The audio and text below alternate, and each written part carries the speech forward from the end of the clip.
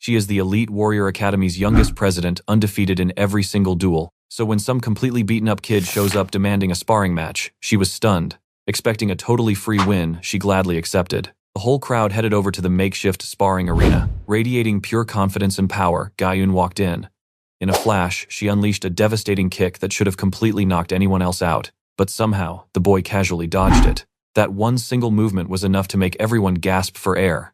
She started throwing a flurry of brutal attacks. Yet he slipped past every single one effortlessly. Jaeyun quickly realized she could not land a single strike. Frustrated, she offered a draw, claiming nobody had dodged her this long. Honestly, the school's absolute best fighter missing a wounded kid was straight up humiliating. But when he flat out rejected the tie, she snapped, charging with everything she had. The second she closed the distance, she barely dodged a vicious kick that would have instantly ended the match. Boy kept going. Despite fighting at 0%, he was going toe-to-toe with Jaeyun, leaving her totally stunned. Getting serious, he declared he would burn through every last ounce of his remaining stamina. Moving at lightning speed, he unleashed a crazy combo she barely survived. Now watch this closely. He pours his remaining energy into one final explosive strike. But the instructor realized this was turning lethal and completely shut the match down.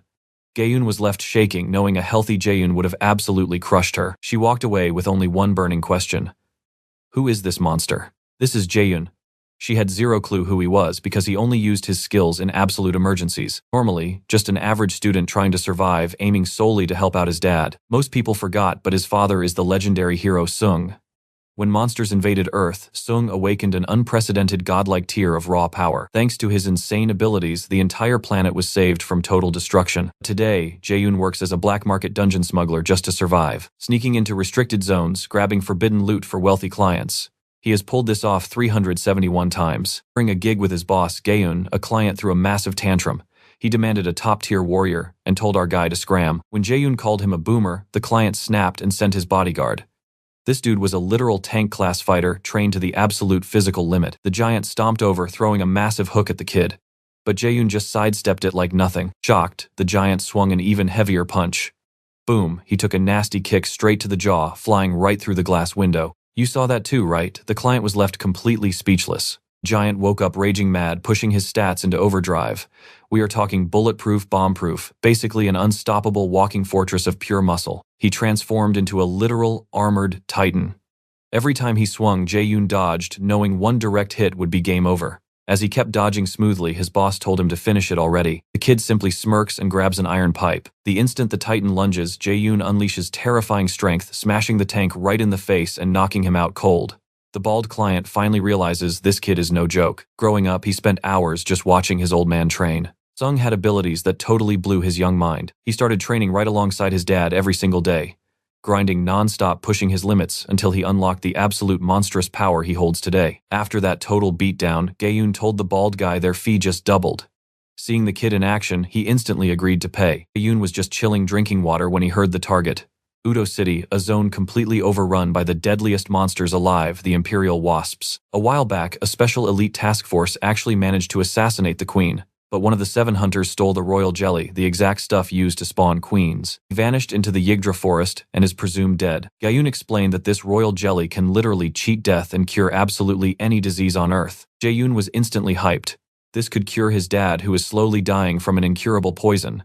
He gears up for his most insane mission yet. Stepping into the mountains, Jaeyun blocks the blinding sun. Ever since Fusion Dungeons spawned, 2 in Korea were massive. First was Jeju Island, basically a dungeon mixed with a giant volcano. The other is the Yggdra jungle. And trust me, you are going to want to see what happens next. Let's dive into this wild manhwa. The Yggdrasil dungeon sits right in Seoul. With Yoido at the center, the dungeon swallowed up Mapo Yongsan and nearby zones. Honestly, most of it is still completely unexplored. Most areas are just D rank, but Yoido itself is a terrifying S rank. That is exactly where the delivery guy tried to move the royal jelly before heading to the Borome meeting point. Jaeho explains that after hitting Borome, the transporter completely vanished. He might be dead, but maybe not. Either way, our boy Seojun just has to reach the exact spot and snatch that royal jelly back. Before Seojun heads out, Suwon stops him. He warns the kid to stay totally focused and just finish the job. Smirking behind his mask, our guy casually asks if the boss really thinks he would run away. Suwon sighs, saying he knows the kid is not that stupid. But then he drops one final warning: be incredibly careful. That royal jelly is priceless, and humans are not the only things willing to kill for it. Taking the hint, Jaeyun rappels down the steep cliff right into the creepy forest. Hitting the middle of the woods, he realizes something bad. The whole place can definitely smell that super weird scent. He looks down, completely freezing in mixed shock and total annoyance. Staring right back at him is a massive footprint. Jaeyun quickly pieces it together. Every crazy monster around is rushing toward that jelly smell. Deeper inside, birds scatter in sheer panic. A girl with pointed ears is literally sprinting for her life, totally out of breath. She ducks behind a tree just trying to survive. Meet Jin Surium. She is a first-year warrior currently having the absolute worst day ever. This whole dungeon run was supposed to be a basic exam. Now she is completely frozen with fear. Now watch closely. Instead of a simple test, she stumbled onto a giant beast that definitely should not be here. Jin holds her breath, desperately hoping the ugly thing just walks past. But a sudden gust of wind blows her scent directly at it, and reality violently crashes down on her. Look, this exam was supposed to be a total joke. Just gather some shiny coins before the timer hits 0. Even with fake combat rules, this zone was literally set to the lowest difficulty. It was supposed to be completely safe, pure beginner training. Literally any new adventurer could clear this. And the monster creeps right behind her, flashing a nightmare grin when she turns. Absolute panic mode. These mobs were supposed to be dumb and weak. This 4-armed giant swings a massive fist with terrifying power, and she just barely manages to dodge out of the way. Running away is completely useless against a beast that massive. She needs a plan B. Praying for a literal miracle, she rips out her bow and knocks 3 sharp arrows. Even with terrible odds, Jin is choosing violence today. She is going to fight. The 3-star primal titan starts charging up a devastating breath attack. Fighting to survive, she lets all 3 arrows fly. But the monster just lazily raises one giant hand and blocks them. Her heart drops. Its skin is thicker than a heavy tank. Then the monster smashes one of its 4 huge arms into the dirt, launching a storm of dangerous rocks everywhere. She dodges the blast with insane speed. Mid-air, Jin already has her next arrow loaded. She knows normal shots will not pierce that crazy armor, but whatever. 3 more arrows blast forward, this time boosted by heavy wind magic. They barely scratch the titan. It does not even flinch. You and I both know those shots were totally useless, right? But she never planned to kill it. She just needed it to drop its guard for a single second. Now she knocks a brand new arrow glowing with intense fire. Okay, maybe her plan works. Hitting the ground, she pumps insane amounts of magic into the weapon. Her specific class lets her stack raw magic right on the arrowhead. Risking it all, Jin activates her Flame Bombardier skill. She fires off a scorching, blazing shot that completely tears across the battlefield floor. Her magic limit per arrow is basically non-existent. So for her final desperation move, she goes for the absolute biggest explosion physically possible. Direct hit, a gigantic fiery blast completely lights up the dark forest. She squints at the thick smoke, praying the ugly thing is finally dead. An attack that massive should have instantly cooked any 3-star threat. But as the smoke clears, Jin is utterly horrified. The beast survived by hanging onto 2 tall trees. It barely dodged, and now it is furious that a tiny snack dared to fight back. Her ultimate attack meant absolutely nothing since it missed the mark. Panic sets in, and Jin realizes she might actually die right here. Before she can even turn to run away, the monster drops down and charges straight for her face. Jin turns and sprints the other way, desperately fleeing. Meanwhile, the titan chases her with a twisted, crazy look, totally loving the hunt. Then boom, our boy drops in. Trust me, you and I are going to love this epic save. He smashes the titan, leaving Jin staring in pure disbelief. Floating mid-air, Jaeyun makes eye contact with the shocked girl. While Jin tries to process everything, the monster takes a brutal hit to the chin and violently staggers backward. It completely loses its heavy balance. Stick with me here. He lands safely on a tree, realizing a clean chin shot did absolutely nothing. Looking down, that furious beast is just glaring right back up at him. He pulls a weird gadget from his pocket. It is an adventurer tool. He holds bait in one hand and the strange weapon in the other. He instantly charges in to take the beast down. Watching this, Anisha is completely stunned. She never imagined anyone would rush that monster head on. To her, he is sprinting straight toward death as the furious titan swings both massive arms. Jurong screams for her to shut her eyes right now. Clueless, she watches him point that gadget straight at the monster's ugly face. They are mere seconds from a deadly clash. Only one can survive. Suddenly, the tool in his hand starts glowing with intense light, and he slams his own eyes shut. Boom! A blinding flash explodes right in the monster's face, lighting up the forest and leaving the giant totally blind. Anisha immediately follows his warning, squeezing her eyes tightly shut and raising an arm to block her face. The clueless beast has no idea what happened, taking the brutal blast directly to the eyeballs. It roars in absolute rage while our main character lands safely. He realizes his very last tool is completely spent. That item, a stun light. It is a gadget made from the scales of an oscillating fish found deep inside ocean dungeons. Its special incapacitate effect totally justified the high price, making it an adventurer favorite. Since it worked way too well, people heavily abused it, leaving many hunters completely blind. That is exactly why they are fully banned now. Even with her eyes tightly closed, Anisha felt that crazy intense flash of light. She slowly opens her eyes again. Sprinting past her with his baton, Jaeyun yells out that he just bought her a few seconds, so now she needs to survive on her very own. Our main character figures as long as he does not help an adventurer too much inside this dungeon, he probably will not get reported at all. He remembers his boss warning that smugglers are literally cockroaches to adventurers. Since the bounty for catching one is huge, one single mistake could easily get him sold right out to the government. He had zero plans to get involved anymore.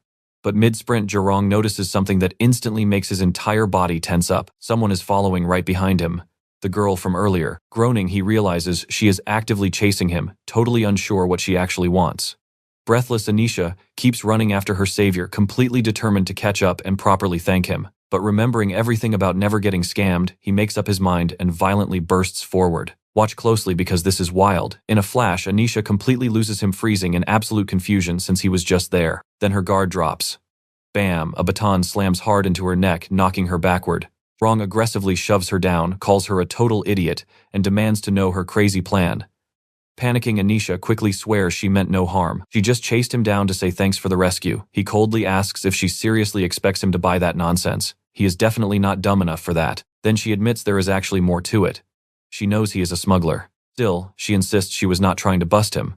She actually wants to hire him instead, which instantly makes him pause. Spotting the shiny Warrior Academy patch on her clothes, he heavily sighs and finally eases up. Yanking the baton away, he warns her he will let this slide just once, but this is her absolute last chance to stay alive. Turning around to leave, Jaeyun loudly declares he has zero interest in dealing with some privileged Warrior Academy student. His voice drops ice cold, warning Anisha that if she interferes with him again, he will literally bury her.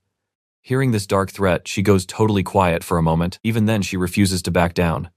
She notes smugglers are worth 50 million, while hunters must fetch 400 million. Jaeyun takes that as a huge insult and instantly flares up, absolutely furious. You and I see it too, right? Spotting the legendary Blood of Enkill necklace in her hand, his whole reaction completely flips. She says earning one requires catching 5 smugglers, totaling over 200 million won. Sweating, she offers it as a down payment, promising even more if he helps her pass the exam. Staring at the necklace, he mutters, she is not just some basic spoiled brat. She is insanely loaded and totally unhinged.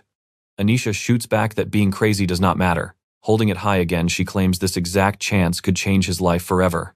Jaeyun sighs heavily, muttering he figured something annoying like this would happen eventually. Then he flat out apologizes, saying this is her fault and he truly does not need a reason to kill her. That leaves her totally shaken nervously, asking what he means. Suddenly, a massive shadow completely blocks the light. He looks up, saying he already warned her. He reminds her she only had a few precious seconds just as the enraged primate beast comes crashing down from above. Having tracked them down after the flash, the monster aggressively slams down with all 4 arms, but both of them barely dodge away. Suddenly, Anisha spots something flying right at her. Catching it, she realizes it is the exact same baton Jaeyun was just using. You and I cannot miss what happens next. He yells not to stand there, asking if she remembers the fire attack. Let's jump into the madness. Remembering her flaming arrow, Jaeyun orders her to ignite the baton and toss it right back. Anisha completely panics, screaming she is almost out of magic. But our main character cuts her off. Figure it out. The monster gears up for another attack. Jaeyun warns her to hurry up because fighting this thing barehanded is a terrible idea. Frantic Anisha pumps magic into the weapon. But reality hits hard. After that last massive attack, her mana is practically running on fumes. Watching Jaeyun dodge the massive titan, she realizes this tiny bit of magic will not even scratch it. For a split second, she actually considers running away while he is distracted. Meanwhile, our guy is fighting like an absolute madman just to survive. Super annoyed but totally focused, he desperately keeps the monster staring at him. Suddenly, whoosh! The flaming baton shoots back with pinpoint accuracy and Jaeyun catches it perfectly. Anisha drained practically all her remaining energy for that throw. She cannot believe she is risking everything for one guy. While she thinks she lost her mind, he leaps up, spins the weapon, and actually complains he is disappointed. He yells that this is nowhere near her previous attack, calling it honestly pathetic. But with a smirk, he says it should do the trick. Bursting with absolute confidence, he grips the baton and charges. Now pay attention here. As the battle peaks, Anisha remembers an academy lesson. Against true monsters, an adventurer never wins with raw strength alone. It is all about timing, and Jaeyun is putting on a masterclass weaving through attacks and hunting for that perfect opening. The true secret, landing one devastating hit at the exact right moment. When the primate titan swings and misses, its guard completely drops. Basically, a smart fighter makes every single strike count for massive damage. Anisha is completely mind-blown watching him. After dodging death and waiting for the flawless second, Jaeyun smashes the flaming baton right into the chin of the titan. Boom. A massive explosion hits, and as the smoke clears, the lower face of the beast is absolutely destroyed. The sheer impact completely shatters the glasses of our hero. But seeing the beast fall and the fight end, a cocky little smirk appears. Suddenly, an old childhood memory hits Anisha out of nowhere. Little Anisha had just finished playing with her friends heading out. A fancy car and a bodyguard were already waiting to escort her home. She waves goodbye and her friends cheerfully talk about tomorrow. But then she catches them secretly gossiping behind her back, whispering how incredibly lucky she is to get anything she wants. But to her, that was a massive lie. Thanks to her family, real freedom was impossible. Her dad ran Jinsung Group, South Korea's fourth largest corporation, famously known around the entire world. The heir to that massive empire married an actual elf from another world. From that crazy romance came Anisha, a half-elf kid with dark hair and a seriously stubborn, rebellious heart. She absolutely worshipped adventurers, idolizing their freedom more than anything else. I know what you are thinking. She just trains and wins, right? Well, an older blonde elf straight up tells her that dream is impossible. Anisha is gasping on the dirt as he coldly explains her elven blood is way too weak, making her practically human. He tells the guy beside him that pushing her further is wrong. Someone really needs to talk her out of this. But Seonwoo calmly replies he is not forcing anything. He only supports her dream of becoming an adventurer. He argues that elven talent is not strictly required, and surprisingly, the elf agrees. Compared to a normal human, sure, Anisha has decent skills, but she is barely above average, meaning all her intense effort will still end in failure. The blonde elf glares, making one brutal fact crystal clear to Seonwoo. His daughter is definitely not some average human girl. She will never willingly quit.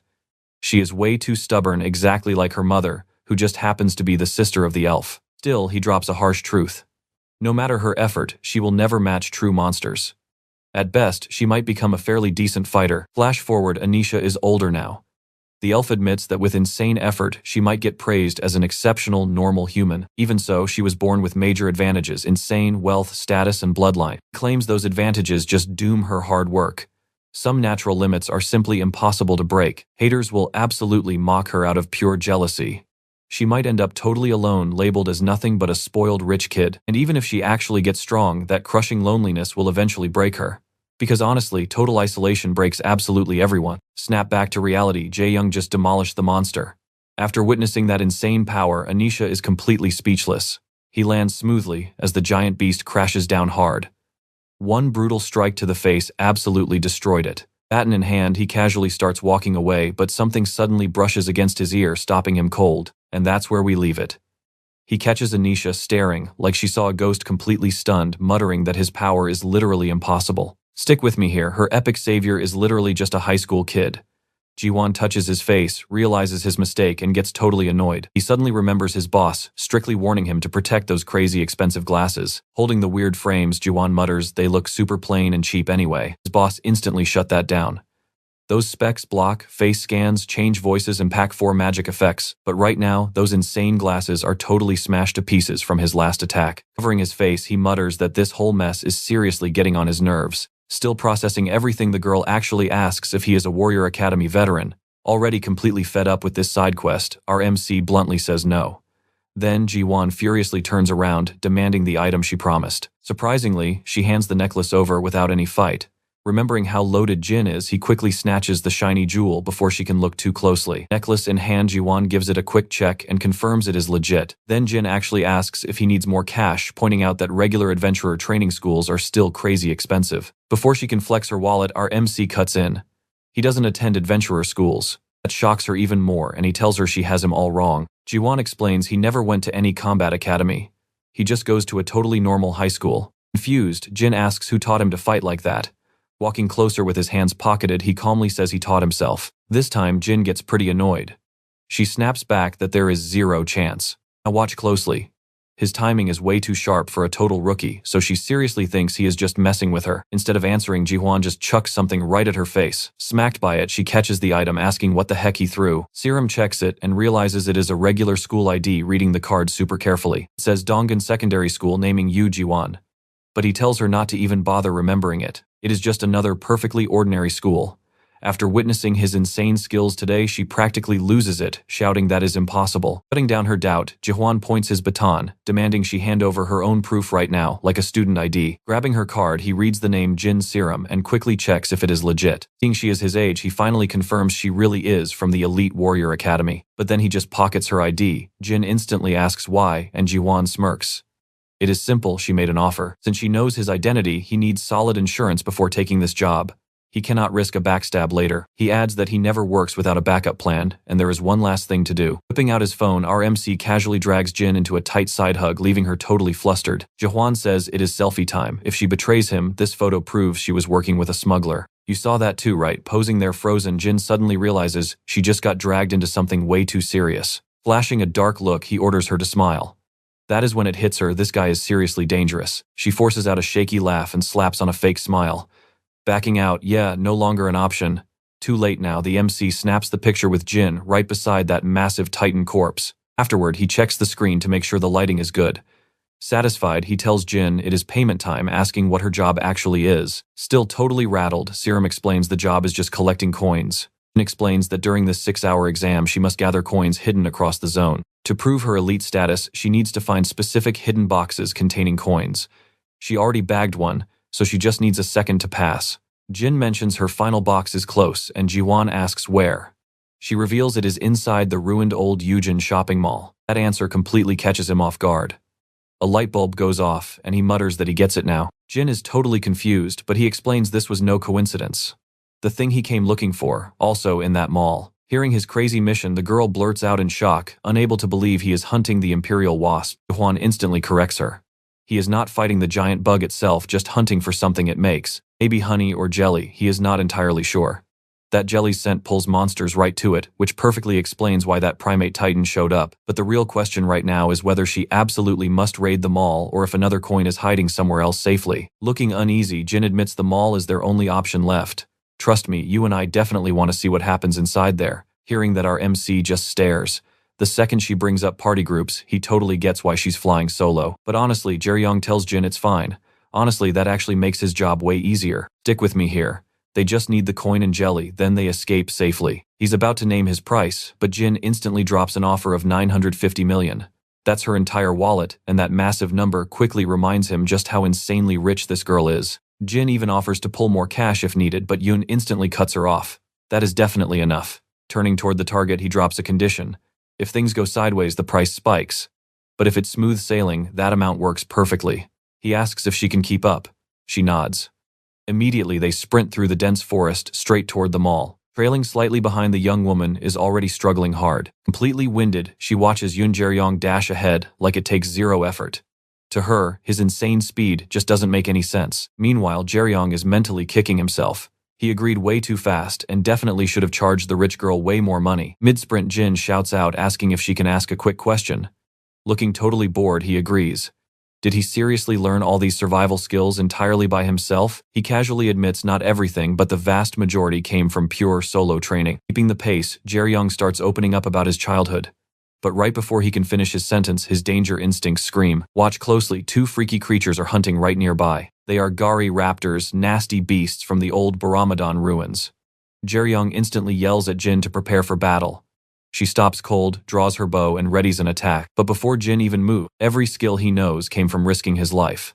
Still, there was one major exception. As a kid, he watched his father move in an unforgettable way. From that memory alone, he picked up 3 special techniques. Closing in with his baton, Jae-young strikes the Gari raptor. This first technique is the needle. He channels his speed and body weight into one vital strike, landing perfectly. The move is simple but polished, through pure experience, battle instinct, and raw talent. Even elite adventurers haven't mastered this. But Jae-young has, and the first monster drops in just one single hit. The second beast is just a 2-star threat. Jin takes it down easily, though she walks away with a few scratches. Stashing her bow, Jin says something feels totally wrong. Gari raptors usually hunt in packs of at least 5. Our MC replies that she wasn't the only one lured in by the royal jelly scent. Monsters are likely swarming the whole area, and by now they've definitely reached the city limits right where the mall stands. Seeing she's completely worn out, Yun suggests a quick breather before they push forward. Circling back, Jin asks if he ever had personal training as a kid. Yun denies it again. He just watched someone train and copied their exact moves. And since he had to stay completely hidden from them, he only managed to learn a few moves. People rarely ask about this, so he bluntly asks why she even cares so much. I know what you're thinking, but instead of answering, Jin gets flustered and blurts out that she really dislikes him. Then she randomly chucks an item at Yun Jaeyun, who catches it on pure reflex. When the MC finally checks his hand, he realizes it's a stamina vial, and a super expensive one too. Staring at Jin, he asks if she's actually handing this to him for free. Jin snaps at him to drink it, since he's obviously exhausted and running on fumes. Instead, he simply points out her completely mixed signals. She just said she disliked him, but now she's giving gifts. To her absolute shock, he just pockets the vial instead. She instantly asks what he's doing. Jaeyun says he won't waste it now. He can sell it later for cash, making Jin even more furious. She snaps back that it's pricey for a reason, so he needs to stop arguing and use it. But he calmly replies he knows exactly what it's worth, and the black market pays top dollar. Defeated Jin can only grumble angrily to herself. He's weird and totally impossible, but right now he's basically all she's got. Deciding the break is over, the MC tells her to move out and they push forward. Seeing Jin spacing out, he figures rich kids are just weird. They act like cash barely even matters. Jaeyun reminds her of the plan but reviews it once more. Their mission isn't to fight endless monsters. Go in, grab the loot, and speed out. No matter what's waiting inside, she absolutely must follow his lead and stay completely calm. The MC adds that she might have learned a lot, but survival is his specialty. She just needs to trust him. Still, Jin acts awkwardly bothered by some strange feeling she can't explain. Back at the Warrior Academy, she was always ignored and shut out. Think about it.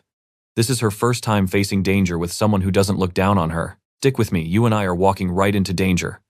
Jaeyun stands up telling Jin it is time to go. Soon enough, they hit the old shopping mall. The second they step inside, both of them instantly freeze up. Massive crushing pressure suddenly surrounds them. Jin asks what the heck it is, but Jaeyun is clueless. He has never felt anything like this. Ahead, they find shredded monster bodies, absolute proof that something completely overpowered came blasting through here. Humans can be surprisingly brave, right? Give them a solid reason and they will push past literally any nightmare. But reality just completely destroyed their plan. These beasts do not belong here at all, and even pro explorers would get totally wrecked. Staring at the absolute slaughter, they have zero clue what did this. Jaeyun tells Jin to stay focused. Something ridiculously deadly is close. Jin knew it would be dangerous, admitting she is only shaking because this is way worse than expected. Still, the mission continues. Right after that, she spots creeping movement in the dark. A creepy shape shifts in the shadows, so he readies his spear. The beast rises up a slasher lip, maybe 2 to 3 stars. Our main character rushes it immediately. The monster opens its giant mouth and blasts a huge tongue right at him, but he blocks it perfectly. But suddenly he realizes something is very wrong. That nasty tongue just wrapped around his weapon. The beast yanks hard, dragging him along with the pole. Before it can reel him straight into its gaping jaws, he smartly lets go. Spinning above, he regains balance and drops down with a totally flawless kick. Jin watches from a distance, just waiting for the perfect moment to assist. Jaeyun grabs his staff again. Jin is totally spooked. The beast is still breathing, but he calmly claims he left it alive on purpose. Now here is where it gets interesting. He kept it alive, so its scream acts as an alarm. She asks who needs a warning. The answer himself. He definitely wasn't going to just sit around. Suddenly another guy shows up, complaining that cleaning up made him tired. Jin assumes he is another explorer. Our hero stays tense while she asks if they know each other. The stranger smirks, saying they look way too rookie to be smugglers. Then his eyes lock onto the crest on Jin's clothes. In a flash, he is literally right in front of their faces, asking if they are from warrior school. Jin nods yes. The guy smiles, saying it is a shame because they are absolutely going to die here. Jin panics, but Jaeyun tells her to block him out. This is no normal explorer. He is a villain here to kill and steal the royal jelly. The man brags he wasn't supposed to touch his client's goods, but hey, that only actually matters if someone catches him doing it. And honestly, his luck has been insane. He heard the target's partner was hauling around something extremely valuable. His initial plan was an ambush, but things went sideways. He failed to wipe them out earlier, and even inside this place, his main target is still missing. He figures the guy is hiding out in some secret smuggler route. Hearing that Jaeyun suddenly gets it, the smuggling center lost contact because of this maniac, not the wasp venom. So this guy caused all that chaos before the fight even started. The protagonist already knows this enemy is going to be massive trouble. The villain generously offers them a quick, painless death if they cooperate. He is clearly on a completely different power level from the last weirdo. The main character tells Jin to grab the coins and sprint away. He will hold this crazy man off. After his rampage, there probably aren't many monsters left to worry about anyway.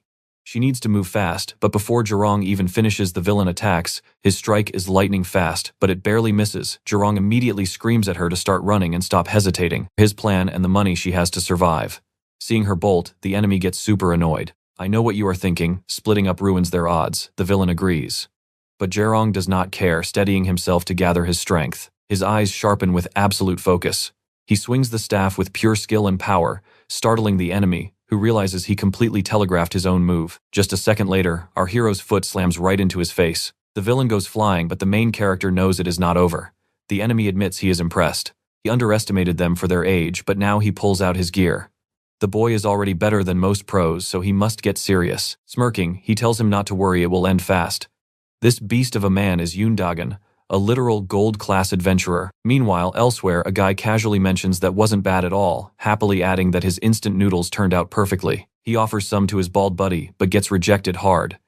Instead, he tells him to chill out and wait, since their sleeping guy won't wake up soon. The bald man is totally furious. He paid big money for that guy, and now he is passed out mid-mission. Pacing around angrily, he brags he used to be an adventurer himself. The noodle guy just tells him not to be so incredibly harsh. The sleeping dude didn't lose because he was weak, but because human combat just wasn't his specialty. After all, adventurers don't only fight monsters. So what do you and I make of this? He trained to explore, not fight humans face to face. Let's dive right into this. Losing to a smuggler makes total sense here. Even the bald guy points out that adventurers fight each other all the time in this crazy world. He's absolutely right. The stronger you get, the bigger the loot. Sooner or later, an all-out brawl is bound to happen. Sometimes even your own teammates get greedy and betray you. The bald dude just can't wrap his head around adventurers killing each other. But honestly, nobody is around to stop them. Inside the dungeon, zero rules. Just blame a monster for the kill, and boom, you are totally cleared. No alibi needed. The higher you rank up, the more you gotta be ready for human enemies.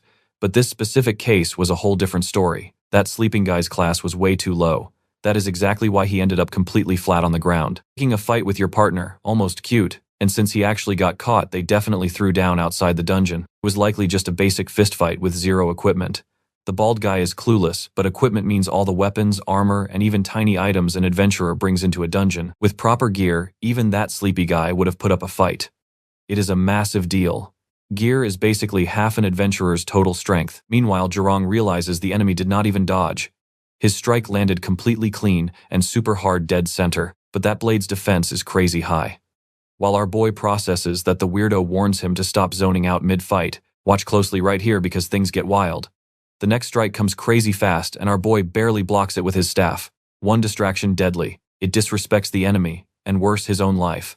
Everything could easily end in a split second. The guy spots an opening and slams a nasty kick right into Jurong's stomach. The brutal impact sends him flying back several meters. Right before crashing into the wall, he digs his heels straight into the floor, skidding to a complete stop. The exact second he steadies himself, the weirdo is right back in his face, aggressively swinging that blade non-stop, blocking every single hit impossible. A few attacks slip through, and one slices his cheek right open. Now, feeling totally unstoppable, the weirdo mocks him, daring him to fight back like he did earlier. Except that was totally impossible. The weirdo is wearing a shadow jacket, which is straight-up S-rank armor. It actually burns the user's blood to skyrocket physical defense and massively boost strength. Right now, this guy is stuck in full berserker mode. Finding a gap is tough but doable.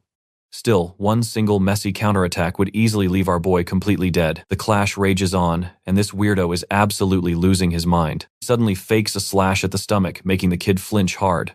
The weirdo laughs, saying it was just a joke, but admits the boy lasted surprisingly long. But then our guy pulls a bizarre move. He asks if today is a special holiday and slowly takes off his own jacket. Standing back up, he casually mentions he really likes the guy's gear. But even with it, the weirdo is not nearly as tough as he acts. That massive aura was intimidating at first, but struggling this much against an unarmed student, he is basically just a weak punk, hiding behind fancy S-rank gear. You saw that right. The boy adds that with that jacket, things would be totally different. It completely shatters the weirdo's fragile ego. He instantly starts screaming that this little brat is going to pay for talking trash, but Jurong knows he is not the one on a timer. The enemy has to win, find Serum, and eliminate her. Dragging this fight out gives our guy the absolute advantage. It would easily make the weirdo completely lose his mind, and Jurong knew that. Desperate to end this fast, the weirdo blindly charges in blind rage. Our boy braces himself. Bam! Weapons violently clash with insane auras exploding from both sides. He picked up this exact move as a kid just by watching. This is the legendary second technique. A massive blue aura vortex erupts right between them. Lacking raw strength, Jaeyun redirects the enemy's own kinetic force, creating an absolutely devastating attack he could never pull off alone. This unfinished move is called Swell, and honestly, its destructive power is straight up brutal. That single strike hits like an absolute freight train. Shockwaves explode everywhere. Afterwards, he is barely standing heavily, leaning on his staff. The rebound severely damaged his insides, taking an unbelievable toll on his body. He honestly never expected to use this in a real deathmatch. To think a pro adventurer was this basic, blindly charging ahead like a fool, he tells the weirdo to completely surrender because his clock has officially run out. Instead, the weirdo whips out a dagger and screams at him to shut up.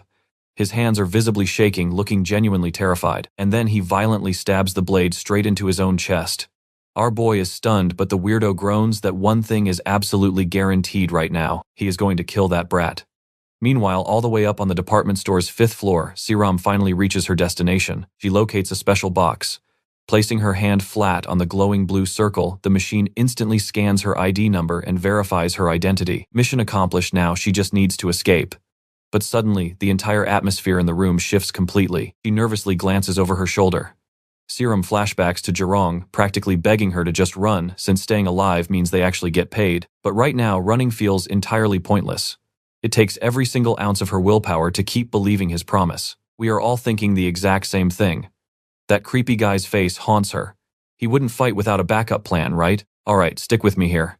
She remembered how much this guy absolutely loved bullying kids. It was basically his favorite hobby. The guy really was a genius. Growing up, he swore life would be a total breeze because of his raw talent. Getting praised by adults, normal for him. Ruling over classmates, also a given. But one huge thing definitely didn't go his way. The warrior school totally rejected him. So to cope, he decided politics was his real calling. Cold, hard, cash-beating, pure talent. That was his only excuse, because if it was just about skill, zero chance they'd drop him. I mean, he ranked dead first in the endurance test. Next to normal kids, he wasn't just gifted. He was in a different league. Once again, he scored near the top, and nobody was even shocked. Still, he absolutely loved being the center of attention. Fast forward to the final task before graduation. After the ceremony, someone approached him. It was the headmaster, congratulating him and saying he'd make an epic adventurer. Then came the warning, don't get cocky, keep grinding. He just glared down at the guy, writing him off as a total washed-up loser. He swore he'd climb so high the headmaster couldn't even reach his shadow. But now he's shaking on the dungeon floor. The pro-adventurer who saved him claimed he rushed in sensing serious danger. Now pay attention here. He never expected this monster to be so weak. Yet it totally wiped his team.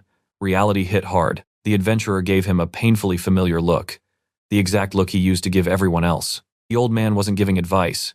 He was just pitying his sad, average future. He wasn't some legendary prodigy. He was just slightly above average. Ordinary people hyped him up, but he was barely past them. Get this, his jacket was made from a living vampire, forcing all its blood into his heart. That was the heavy cost to kill our boy. He asked if the freak was sure, since that move looked like pure self-destruction, but the weirdo charged anyway. A massive collision hit hard. Even after transforming, his speed barely changed. The real upgrade was his terrifying new look.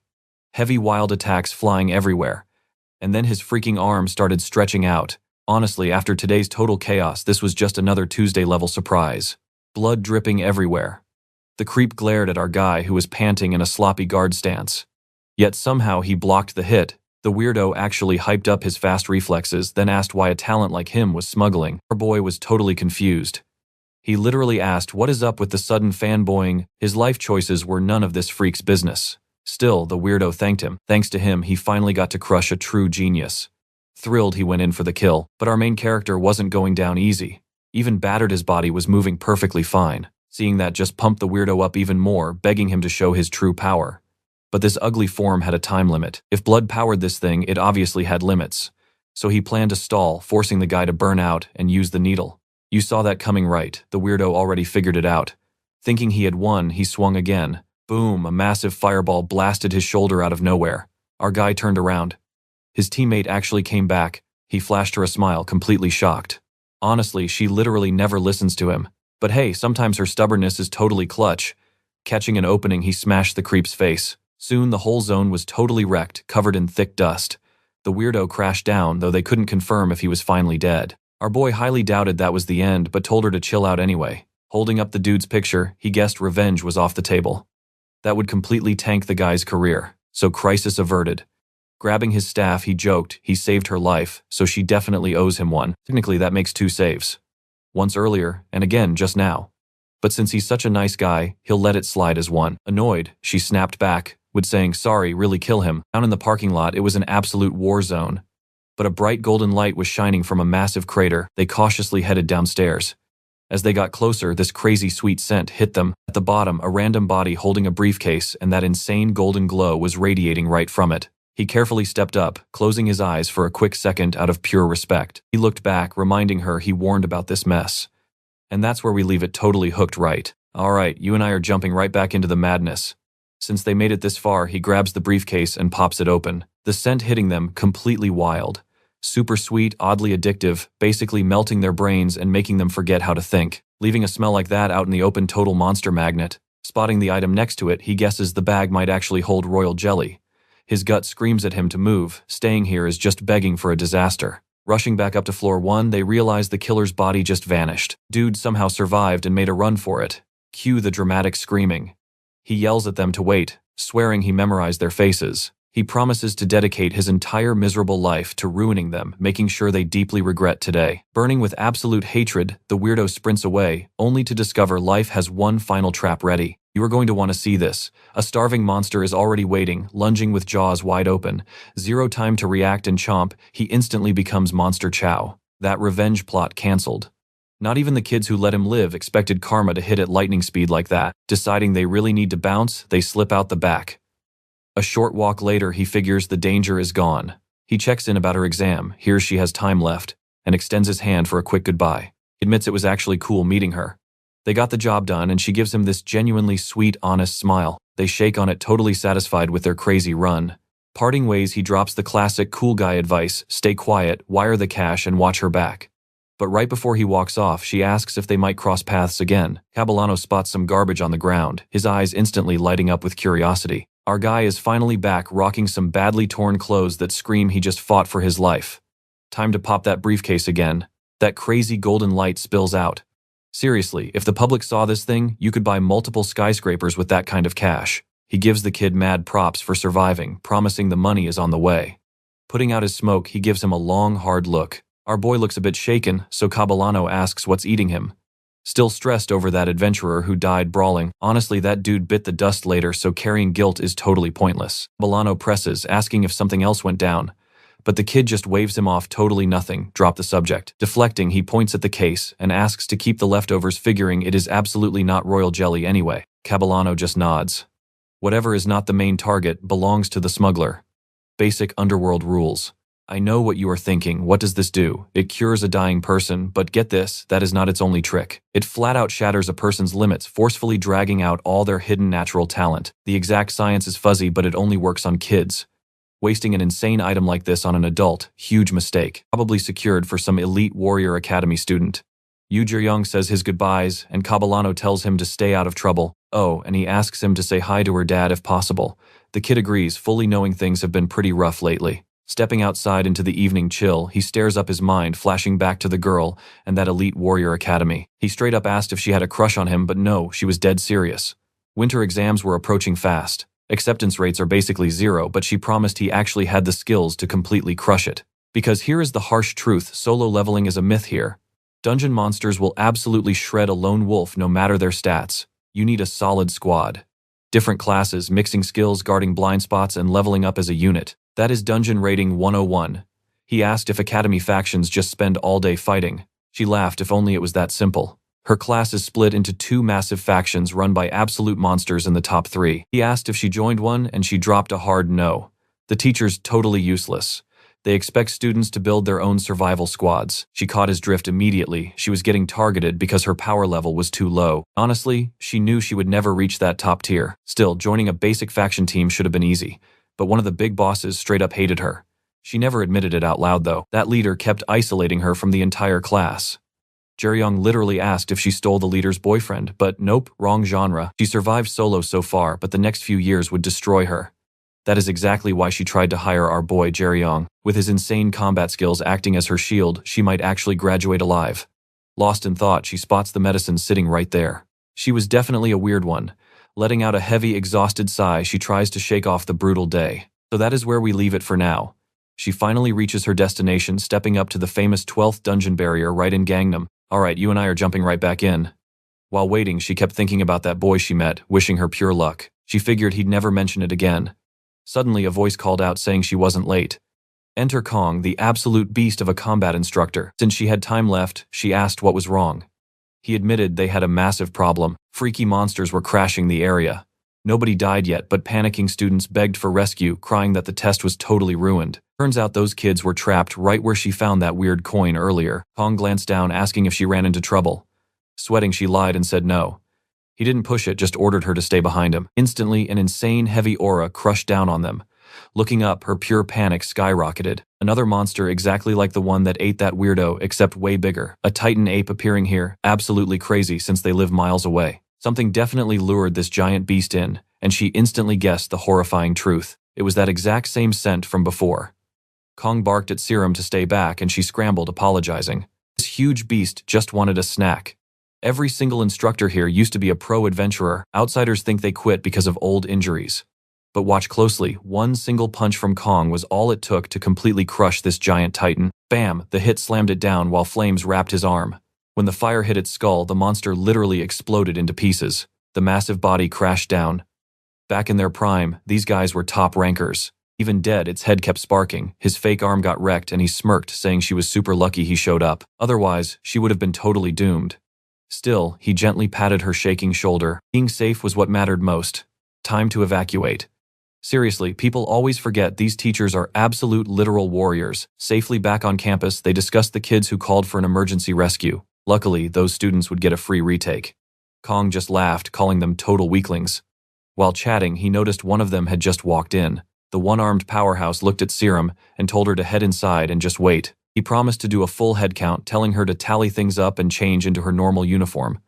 Honestly, she felt totally safe now. Another girl walked up, acting like she knew Serum would survive. At least her strategy was fast. Of course, that total fake concern came from Anisha pretending to be super worried. Serum just scoffed, saying she never expected Anisha to care at all. You and I both know she's faking. Anisha claimed her sister said it. This drama actually started 6 years ago. Serum's uncle Zeke demanded she boost her magic output.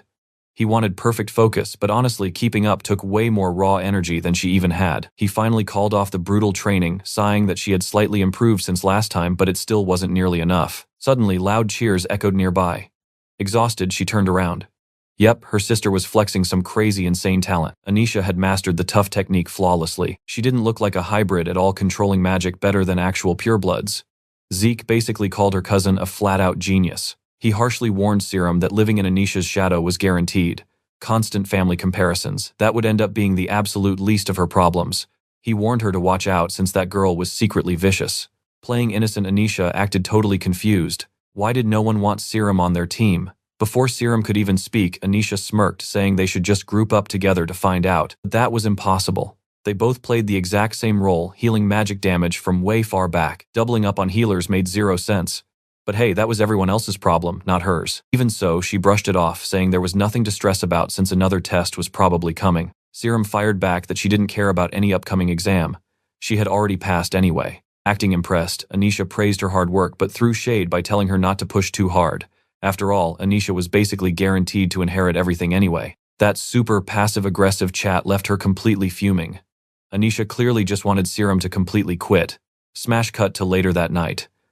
The door flew open, and Young barged in, totally panicked. The Guardian had arrived instantly, demanding to know what went wrong. Tragically, his father's condition crashed hard. The doctors were completely clueless about it. The strange illness was insane, maybe the only case worldwide. There was zero medical record of anyone surviving highly toxic dragon blood poisoning. Poor Young already accepted the dark truth. They could only try to dull his father's brutal pain. Curing him was impossible, but now even painkillers were a problem.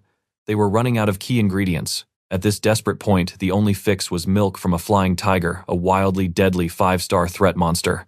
Good luck with that. So what do you and I take from this? Cash means nothing here. The doctor confirmed it. A new potion was eating up all the supplies. There was this crazy potion that gave massive strength boosts, all thanks to one weird ingredient, monster milk. Let's dive in. This stuff was cheap trash, but you and I will see why that changed. Suddenly, massive guilds bought up the whole supply, leaving guys like Jaeyun absolutely furious. The hospital has zero medicine for his dying dad. But the doctor drops a bombshell. The supply isn't the real issue, it is the dosage. His old man needs enough raw material to brew 10 entire strength potions. If this were a common disease, the government might actually help out. But his dad is the only recorded case. Zero chance. The doctors promise to keep trying, but without that exact monster ingredient, it is basically game over. Completely crushed, our main character sits on a bench. Life is seriously kicking him while he is down. He makes a quick, desperate phone call. He rings up that rich girl from earlier.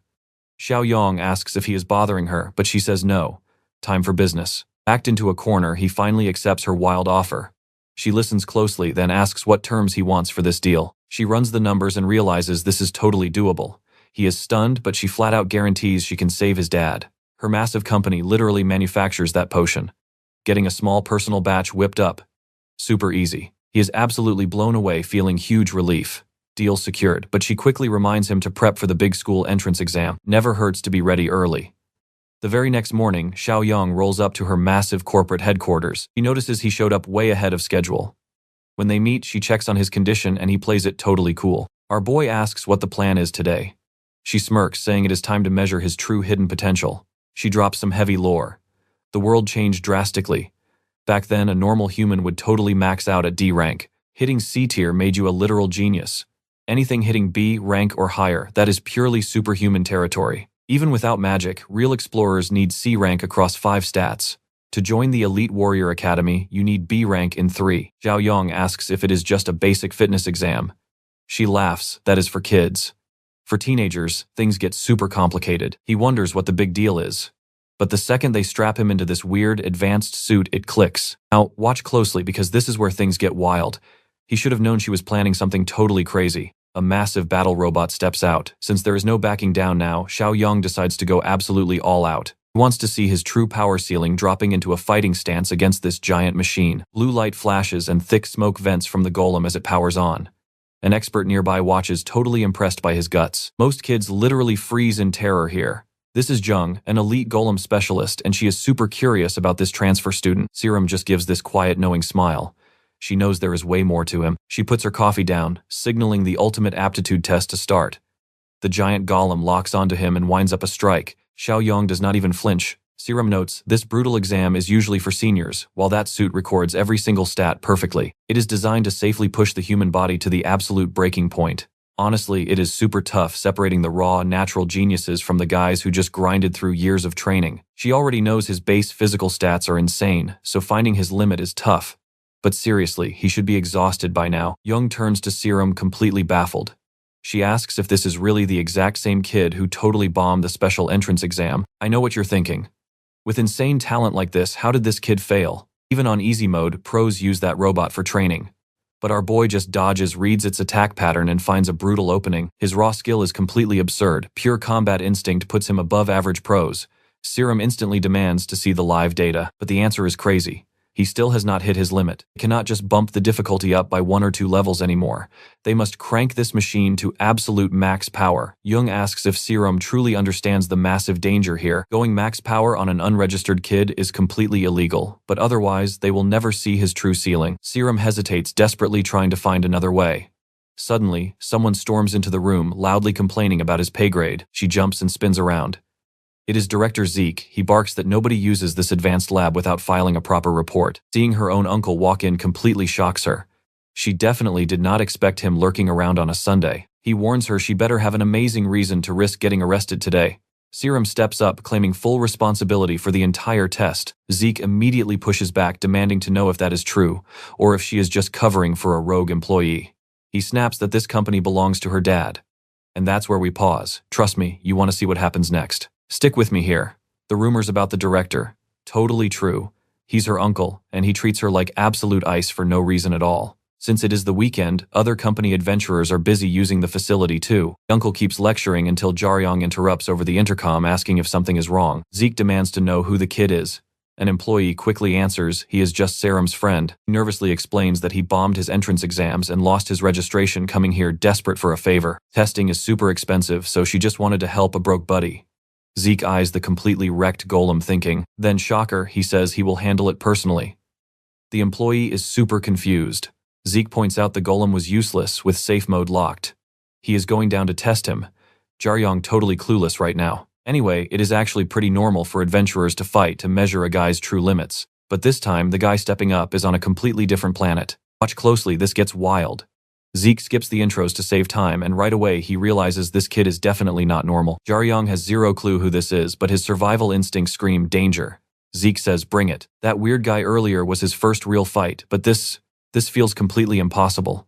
There is no way he wins this one. Still, when told to attack, the kid does not hold back. No need to worry about hurting this monster. Jaeyun forms a plan, pulls in his aura, and charges at full speed. Zeke barely twitches. He just waits. Remember, Zeke is literally the 7th strongest ranker in all of Korea, a white-class beast. Our main character sees 0 openings, but quitting is not an option. He is going to force one himself. Simple plan. The exact second Zeke dodges, he will land a cheap shot from behind. He tries using that dodge as bait, but boom, Zeke catches the heavy staff one-handed. Yeah, not the outcome Jaeyun wanted. Zeke is ridiculously strong, and honestly, even Zeke thinks this kid is way too reckless. In closing the gap, Zeke drops him with a single brutal kick. He goes absolutely flying into the wall. I know what you are thinking. Zeke wonders too, did Jaeyun pull that move knowing it was a test, or did he truly believe it would work? Either way, totally foolish move. Zeke casually kicks the heavy staff right back to the protagonist. The kid is still awake, but losing his only weapon puts him on high alert. Zeke literally lets him have the weapon back. Until now, he has been taking it super easy. But one more mistake, Zeke promises to make Jaeyun regret ever trying to be an adventurer. Taking an attacking stance, the kid can feel some weird, intense personal hostility radiating from Zeke. Still, he shrugs it off.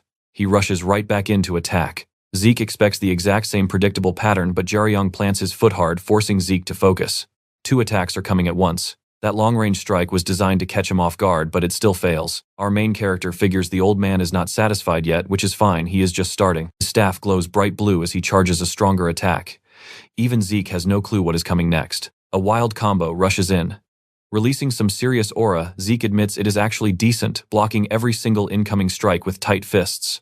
Up above, the employee watches in pure shock. This looks less like a test and more like 2 pros brawling. Seeing this insane skill level, it is crazy to think this boy got rejected by every school. Still, he is not perfect. Serum asks what she means, and the employee mentions one massive weakness holding him back. Apparently Serum is much better in that specific area, leaving her totally confused about what his flaw could even be. From her view, Jaeyun looks like he is barely keeping up with Zeke. Now she is super curious. MC barely dodges a blow, the fist almost smashing his exposed face into pieces. The employee watches with real concern now. Jaeyun has lost his momentum, getting slammed over and over again. He is in absolute agony, too slow to defend himself, yet he still desperately forces himself to fight back. With one massive staff swing, he pushes Zeke back. Zeke notices he kept control of his weapon at the last second. But immediately after, boom, Zeke's fist buries itself in his stomach, blasting our main character into the wall again. The director is absolutely terrifying, and Serum knows he is still holding back. So what do you and I make of this? Zeke says the loss was guaranteed, but Jaeyun's pathetic fighting style, that is what truly bothers him. Stick with me, the kid lacks basics and she completely agrees. Sure, his reflexes and talent are insane, but his foundation is 0. It looks like he hasn't trained a single day, leaving Serial totally disappointed. If Jaeyun had learned the basics early, his potential would be off the charts. Seum remembers the boy saying nobody ever taught him a thing. Zeke claims he's seen tons of guys like that. Wasted talent who never practice, but Serial knows our main character isn't just another lazy guy. Zeke gives him a little credit, then tells him to quit. Relying on raw talent while being this weak means death. But our boy staggers back up, snapping that Zeke is completely wrong about him. Treating him like some lazy joke is seriously pissing him off. That actually surprises Zeke, since his last strike was meant to end the fight. Jaeyun doesn't care how bad it gets. He demands one more round to prove what his hard work actually looks like in a real fight. The poor employee wonders what is wrong with these guys. She thinks it's ridiculous to keep brawling when they already have enough data on him. Even Seum tries stepping in to stop the madness. There's no reason to keep fighting when they can just check the final test results. Zeke smirks, saying whatever plan he has won't change a thing. He assumes the kid just desperately wants his praise, but nope, Jaeyun is absolutely furious, and the only thing he wants right now is to smash that smug elf right in his stupid face. Since nobody taught him a single thing, he had to figure it all out solo.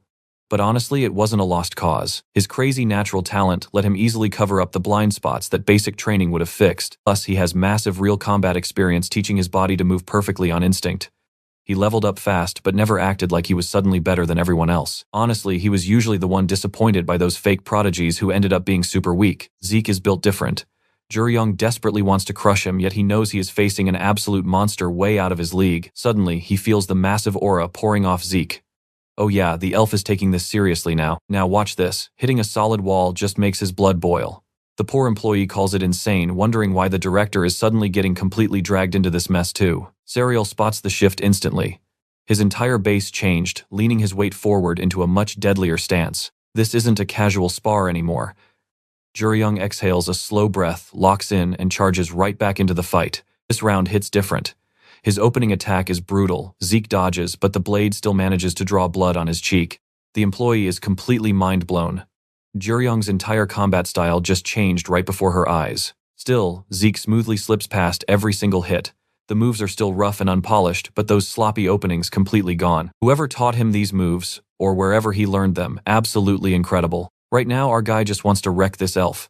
He remembers the guy he used to watch as a kid copying every single move that man made as perfectly as possible. Zeke finally gets bored of dodging, catches the staff barehanded and fires back a vicious counterattack. Our boy barely blocks it. Back when he was a tiny kid, Jaeyun copied those moves with pure joy. Now he is fighting the strongest boss ever, and Zeke seriously wants to crush him.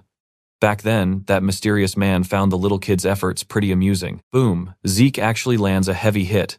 In the past, that man looked down at the tiny kid with genuine curiosity. Zeke swings hard, but Jaeyun just barely dodges. He spins his staff for a massive counter, trusting his skills completely. Years ago, that man just patted his head with real respect. Now that counter-strike is so deadly that Zeke is actually forced to jump away. The split second his feet hit the ground, an opening should appear. Zeke knows attacking means he can't dodge anymore. But whatever he is, finally ready to give this crazy kid the real fight he's been begging for. You and I both know what's coming. Zeke just charges straight in. Everyone else is left completely stunned by this clash. Thick smoke fills the entire arena. That was the final earth-shattering exchange. If Jaeyun hadn't pulled out that weird staff move, Zeke would have easily won the dragged-out fight.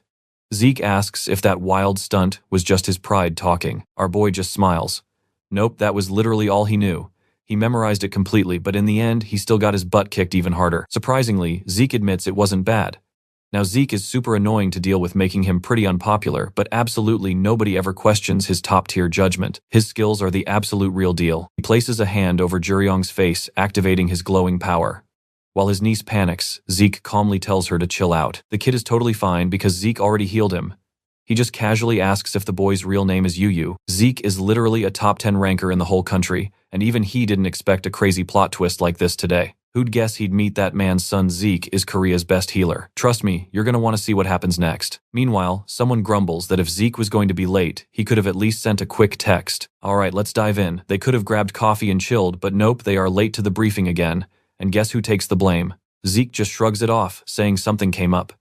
The younger guy smirks, mentioning he heard Zeke was dueling some random kid.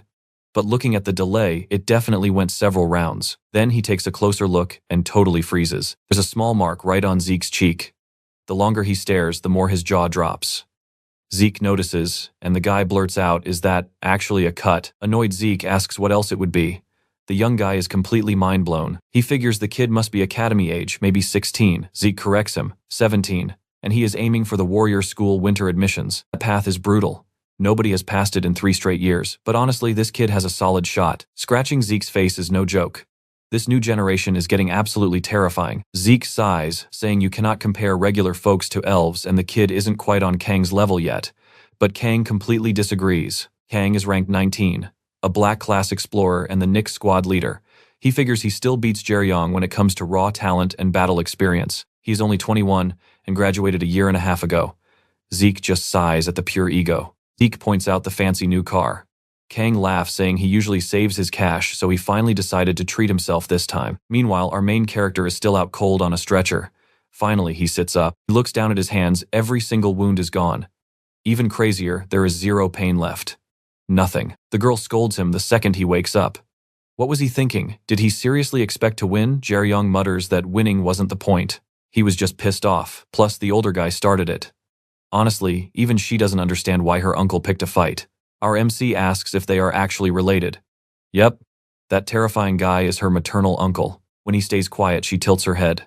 Jaeyun brushes it off, saying they just seem super close based on how Zeke treats her. He has absolutely no idea how he got that vibe, but to him, it is glaringly obvious. He felt that classic overprotective uncle energy, worried some random dude was bothering his niece. She completely disagrees. Zeke just isn't the warm fuzzy type. If anything, he is super strict. Just then, a staff member walks in surprised he is already awake. He asks if anything hurts. Nope, he feels completely fine. Makes sense, she nods. Zeke's healing magic can literally fix years-old injuries. He might not look the part, but the director is the country's top healer.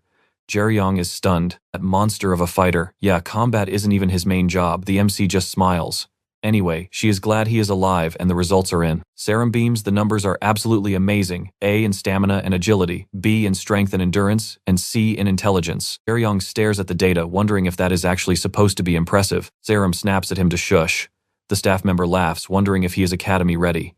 To be a top-tier explorer, you need multiple B ranks, perfectly balanced. Speed is completely useless with trash, stamina, and raw strength means nothing if you cannot move well. Most folks max out at C rank.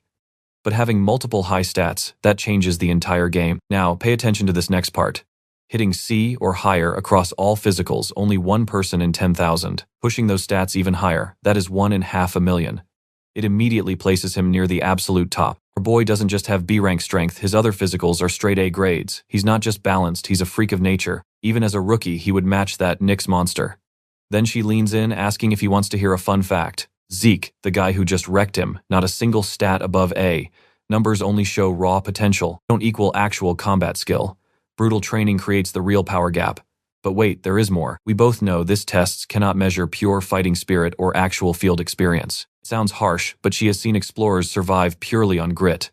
Serum blushes hard, knowing that little jab was aimed right at her. Taking all this in, Jaeyun simply thanks her. No anger.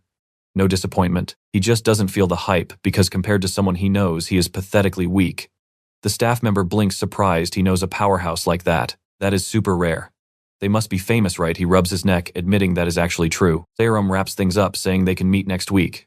But since they are already here, the staff member suggests checking out the medicine department. Still, the girl hesitates.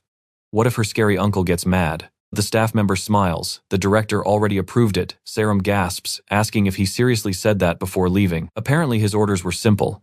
Once the kid wakes up, bring him straight to the equipment workshop. So what do you and I take from this? He ordered them to craft this kid a custom weapon, whatever the cost. Alright, stick with me here. Seram is absolutely floored. Top-tier gear is an adventurer's dream because bad weapons just drag down insanely gifted strength. Because as an explorer levels up, they desperately need gear that can actually keep up. Hearing this, our boy is completely lost. He wonders why he even needs fancy gear right now, when he is literally just going to school. Seram tells him he has it totally wrong. He actually thinks the academy hands out free weapons. That leaves her absolutely speechless. But she admits that misunderstanding is totally on her. At any normal academy, he would be right. Every academy has specific weapon rules. Jaeyun just figured the warrior school would provide everything since they obviously have the absolute most funding. Serum explains it is not just about cash. Scoring top-tier gear is a skill itself. That is exactly why students bring their own. He argues that only benefits rich kids sarcastically, asking if wealth is suddenly a superpower. He is not totally wrong. But even completely broke, students can still score incredible weapons. Just getting accepted proves you have the talent to become a star explorer someday. And that kind of raw potential naturally brings in huge investors. Giant companies quickly scout students, seeing massive profit in backing them early. The sponsorship offers are absolutely insane from these major corporations. She reveals she snagged a Jinsung Group scholarship, plus a totally guaranteed job until retirement. Looking completely unfazed, he just listens as she explains this is the exact kind of opportunity the academy offers. He will get plenty of chances to crush the competition, but first he actually has to pass the big exam. The transfer test is way harder than the entrance exam, so he has to prepare. Snagging proper gear is step 1. That is why the director offered help, already passing the message along. Now, all he has to do is hit the basement refinery. She wishes him good luck on getting accepted. He casually mentions things could have gone terribly wrong, making Serum ask how. He admits he never expected her uncle to actually help this much. Honestly, the more he hears, the more it sounds like students will do literally anything to pass, and that is exactly why she wants to help him out, even if it costs her own money. That deadpan look of his seriously annoys her every time. Still, he is glad because having cash alone just is not going to cut it. The actual blacksmith making the gear matters immensely. Luckily, this company's equipment division is straight up world class. Reaching the forge, he mutters that gear is basically all the same. But one look at this insane place instantly changes his mind. The forge is absolutely massive, built straight into an old dungeon called the Bubbling Abyss. Saram asks his thoughts. Now watch closely. He realizes this isn't some casual blacksmith shop, and a sudden chill runs straight down his spine. Suddenly, a massive shadow looms behind them. The boy spins around in a flash, fully ready to throw down. The giant grumbles that Zeke ruined his weekend nap, and the guy did not even bother showing up to the forge himself. Jaeyun asks if it is a monster. Saram says no, he is the head blacksmith, though Jaeyun is not entirely wrong. He is literally an ancient titan named Argus. Basically a monster by normal human standards, but he got legally naturalized in Korea through special rights. Lighting a massive cigar, Argus grunts, asking which human Zeke meant. Is it this puny kid, or the elf's niece? She says all the files were already sent over, but Argus just waves it off. Digital records are annoying human garbage, and he hates them. The staff usually handles the tech stuff, but it is their day off. Whatever. Doesn't matter anyway. Since Zeke begged him to do this personally, Argus says, let's get started. He points a giant finger at the boy's staff, asking if it is his main weapon. Jaeyun nods yes. Argus instantly tells the kid to try hunting him. Saram panics, asking what on earth he is doing. I know what you are thinking, crazy, right? Argus says his kind judges people through combat. Prove your strength or he refuses the job. Still, the Titan admits this boy feels completely different. Those sharp eyes belong to a real hunter, showing pure killing intent. So he dares the kid again to attack. Saram is sweating bullets as Jaeyun takes his stance. She warns the Titan that this boy never backs down from a fight. Suddenly, the giant's eye goes wide.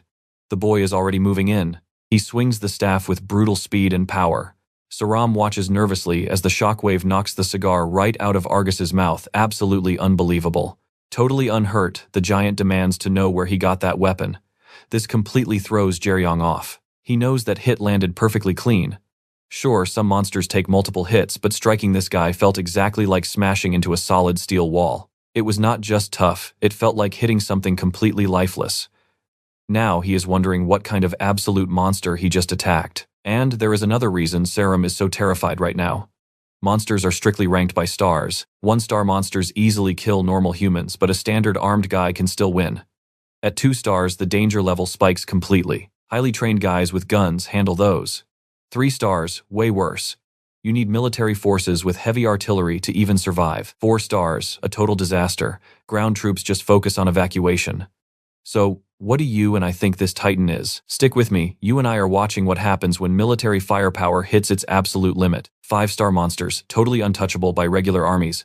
Sure, they could maybe win, but the collateral damage is insane.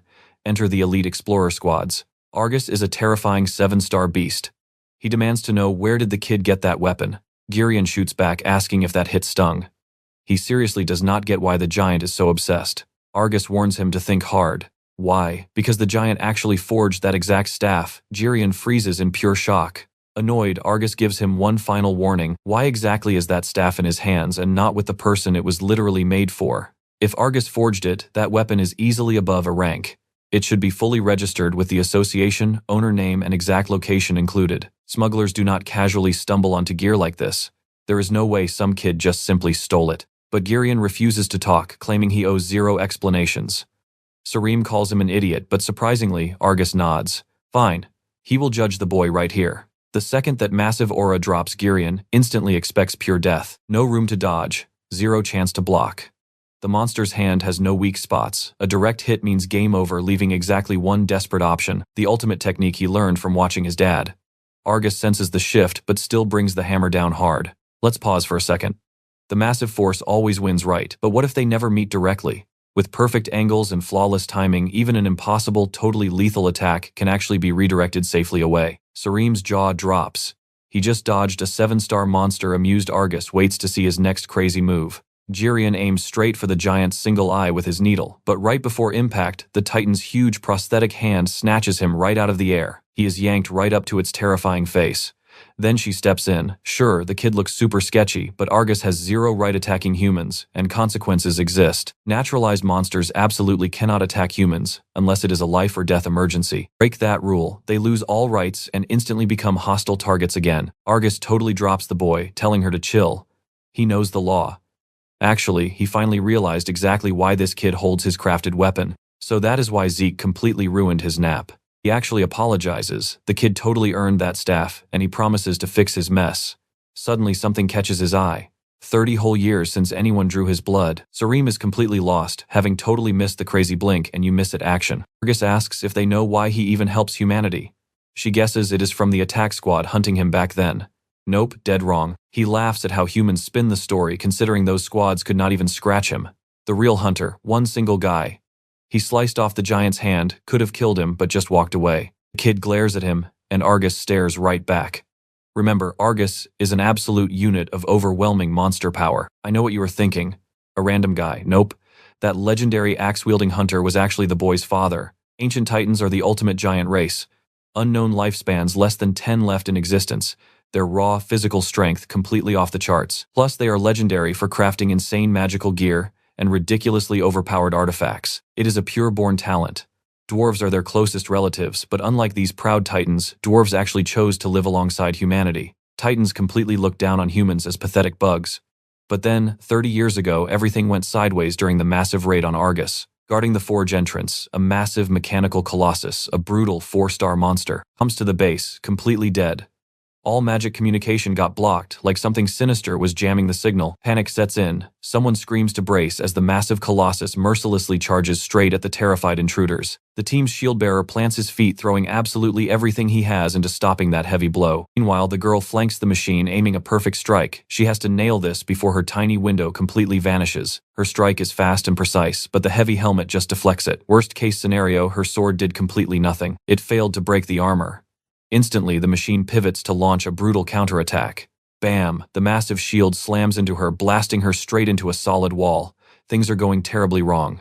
Zeke's elite attack squad was famous for perfectly clearing dungeons, but down here in this dark abyss, they are getting absolutely slaughtered. They already smashed 7 colossi, but every single time one drops, another spawns immediately right behind it. If the backup squad was failing too, it was game over. Knowing this, the shield bearer screams for everyone to retreat. Trust me, getting everyone out alive is basically impossible right now. Right then, the machine swings another massive blow, but our guy perfectly blocks it. He burns raw energy to skyrocket his physical stats, even though it leaves him completely helpless afterward. Blocking the massive sword with his shield, he instantly fires off a push skill. It stumbles the robot. Let's be real here, we all know if the boss drops his ace, it's game over. He already knew survival wasn't guaranteed. Beating this absolute unit of a monster, impossible. But maybe, just maybe, they could stall. With a tiny bit of crazy luck, they might pull through. But then a wildly oppressive aura just drops on them. Argus stepped up, demanding to know what happened to his forge. Right then, they knew they were totally cooked. He stared at them like total trash, mocking them for surviving his tin cans. Honestly, just breathing his air made them freeze in pure terror. Screaming at his crew to run for their lives, the captain burned his absolute last drop of energy and charged Argus. He just wanted to buy them 10 seconds. But the Titan literally deleted him with one swing, turning the guy to instant dust. Zero chance of survival. To a boss like Argus, humans were basically bugs. Weak little bodies running around in totally garbage gear. A world of weaklings was already doomed. Then his terrifying gaze locked right onto the poor mage, completely shaking while clutching his tiny staff. Argus found his stubborn loyalty kind of cute, even though it literally would not change the outcome one single bit. The kid knew he was dead. But here is where you and I need to pay attention. A random guy suddenly strolls in, casually nagging them. He sighs, lecturing that if they just did their homework, they'd be totally fine. Speedrunning a crazy dungeon makes zero sense. Meanwhile, the terrified mage is just staring, having no clue who this absolute madman is. He casually explains the association got their SOS and sent him. He was even wearing armor, though it honestly looked way too heavy for his body. The mage was completely dumbfounded. A one-man rescue team, yep, because this guy was the only one tough enough to reach them. The robot instantly attacks the new guy with an ear-splitting crash. The kid is basically paralyzed while our guy just yawns, calling it kinda strong. At this point, Yusung was a total nobody. Zero fame. But even so, he just effortlessly slices the giant metal arm clean off. A few veteran explorers recognized him, but the guy honestly hated clout. He only cared about saving lives. But today changes all of that. Yusung steps up, taking one single perfect swing, and splits the massive robot right down the middle. That insane flex totally grabs Argus's attention. Locking eyes with the boss, Yusung knows this fight means business. This is the exact moment he becomes a legend. The sheer shockwave from his strike literally changed the lighting in the entire dungeon. The poor mage stands there, his jaw completely on the floor. His whole team nearly died to one robot, and this dude just one-shotted it. Then Yusung casually turns, asking if the kid has any mana left. Barely anything, the mage stammers, maybe a quick blessing. Yusung completely rejects that, asking for a simple levitation spell instead. He tells the kid to float his bleeding teammates and get out. Argus just watches this rescue plan and literally starts laughing out loud. I know what you're thinking, this guy is way too confident, right? But Yusung stares him down, making his terms perfectly clear. As long as he is breathing, the boss cannot touch them. That totally pisses the Titan off. He attacks with blinding speed, but Yusung perfectly counters. His fighting aura goes completely off the charts. When their weapons finally clash, the impact literally makes the whole dungeon violently shake. Dragging his friends away, the mage looks back in awe. See, 10 years after the awakening, human hunters hit a massive wall. Sure, they got super strength and their flashy gear evolved to match each person perfectly. But honestly, even with overpowered stats and shiny armor, their actual combat skills were pretty much trash. The solution? A crazy new martial art that completely breaks reality. Only a few nerds believed in it at first, spending years building these totally logic-defying techniques. And boom, Argus gets nailed. His boss armor tanks the first hit, but Yusung doesn't even pause before unleashing another crazy strike. Yusung is one of the absolute madmen who actually mastered this crazy fighting style. The kid actually smiles, thinking it's an easy win. Nope, that hope dies instantly. Argus smirks openly, admitting this human hit's totally different. The boss praises his ridiculous skill. Honestly, if Yusung's weapon could actually handle 50% of his raw power, this fight would be an absolute breeze. But sadly, his blade is already melting. Our boy is too broke for legendary tier gear, and this is definitely not the first axe he has destroyed. Checking over his shoulder, he breathes a huge sigh of relief. The rescue targets are basically out the door. Now he just has to survive this raid. Boss Argus swings his flaming death sword, and Yusung absolutely disrespects him by blocking with his wooden handle. Even the Titan has to respect it, admitting Yusung's dodging and parrying are legendary tier for a mere human. But that dollar store axe, pure garbage. He can keep dodging all day, but that cheap weapon is literally seconds away from shattering. Charging up his ultimate, Argus announces playtime is over. But our boy Yusung, he's got a crazy backup plan. Their weapons collide again with insane earth-shattering force. But instead of parrying, Yusung takes the godly impact straight to the face. And that's where we leave it. You and I just witnessed his legendary first technique, literally throwing the enemy's power right back at them. Stick with me here, because when it came to raw strength and clean execution, his dad was on a completely different level. That strike was powerful enough to make a literal Titan back down. This was the martial art of a true hero. Argus figured all humans knew the legend. The real hero who crushed the monster that day. When Jaeyun's father landed, that hit the beast. Inside, Argus died completely. From then on, his life belonged to Yang, the man who spared him. What an entire elite squad failed to do, one lone rescuer pulled off. Such a weird ending to an epic tale. The real madness starts here. Ancient Titans never bow to anyone they view as weak. Yet Argus totally accepted exile under humans. Serum remembers this perfectly because it broke the internet. He even got citizenship later, mostly because he had 0 body count. Still, he had to pay for his past crimes. His punishment: forging top-tier equipment as payback. This version of the story completely flipped everything she knew. Argus then dropped a bomb. Jaeyun's staff was originally a gift for his dad. His dad never even asked for it, but Argus knew he absolutely deserved a weapon like that. Our main character always thought it was just a sturdy stick, which is why they never pawned it. He honestly figured it was useless. Argus laughed, saying Jaeyun wasn't entirely wrong. It was honestly only good for smashing people with pure brute force. You and I didn't expect that either, right? Meanwhile, Serum was still totally stuck on the pawning part. Argus told him the answer was obvious. He asked Jaeyun point blank if his father ever actually used it as a weapon in combat. He planned to make him an axe once the blade material showed up, but then he completely lost contact with the guy. Since he was locked inside the dungeon, he just sent the unfinished handle straight to Jaeyun's dad. He really doubted he would ever get to finish that weapon. But honestly, it wasn't the worst situation. So he asked our boy to hand over the unfinished staff. He was finally going to complete it, not for the father, but for the son. The giant hammered away, they headed up. Serum kept glancing at Jaeyun, bursting with curiosity after that massive lore drop. She asked how he was holding up. He shrugged it off as fine, and it seemed the Titan just wanted to make sure they were cool. Jaeyun had no clue how long this upgrade would take, but Argus was absolutely dead set on speedrunning it. Still, true masterpieces take serious time. Since Wednesday was a holiday, Serum casually asked if he was free to hang out. She offered to help him cram for the written exam, and he quickly agreed. That sounded like a solid plan. As they kept walking, she realized she had to say one last thing. His dad really must have been an incredible legend. She never imagined he was the actual hero of that myth.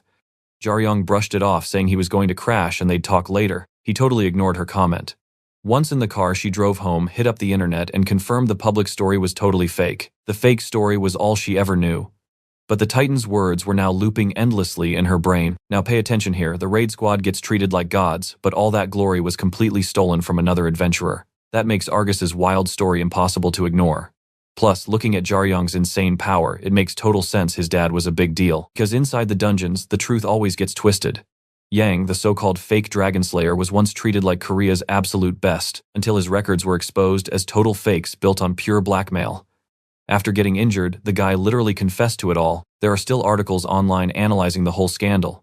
Reading them only made her way more confused about the real truth. Then her practical exam results dropped.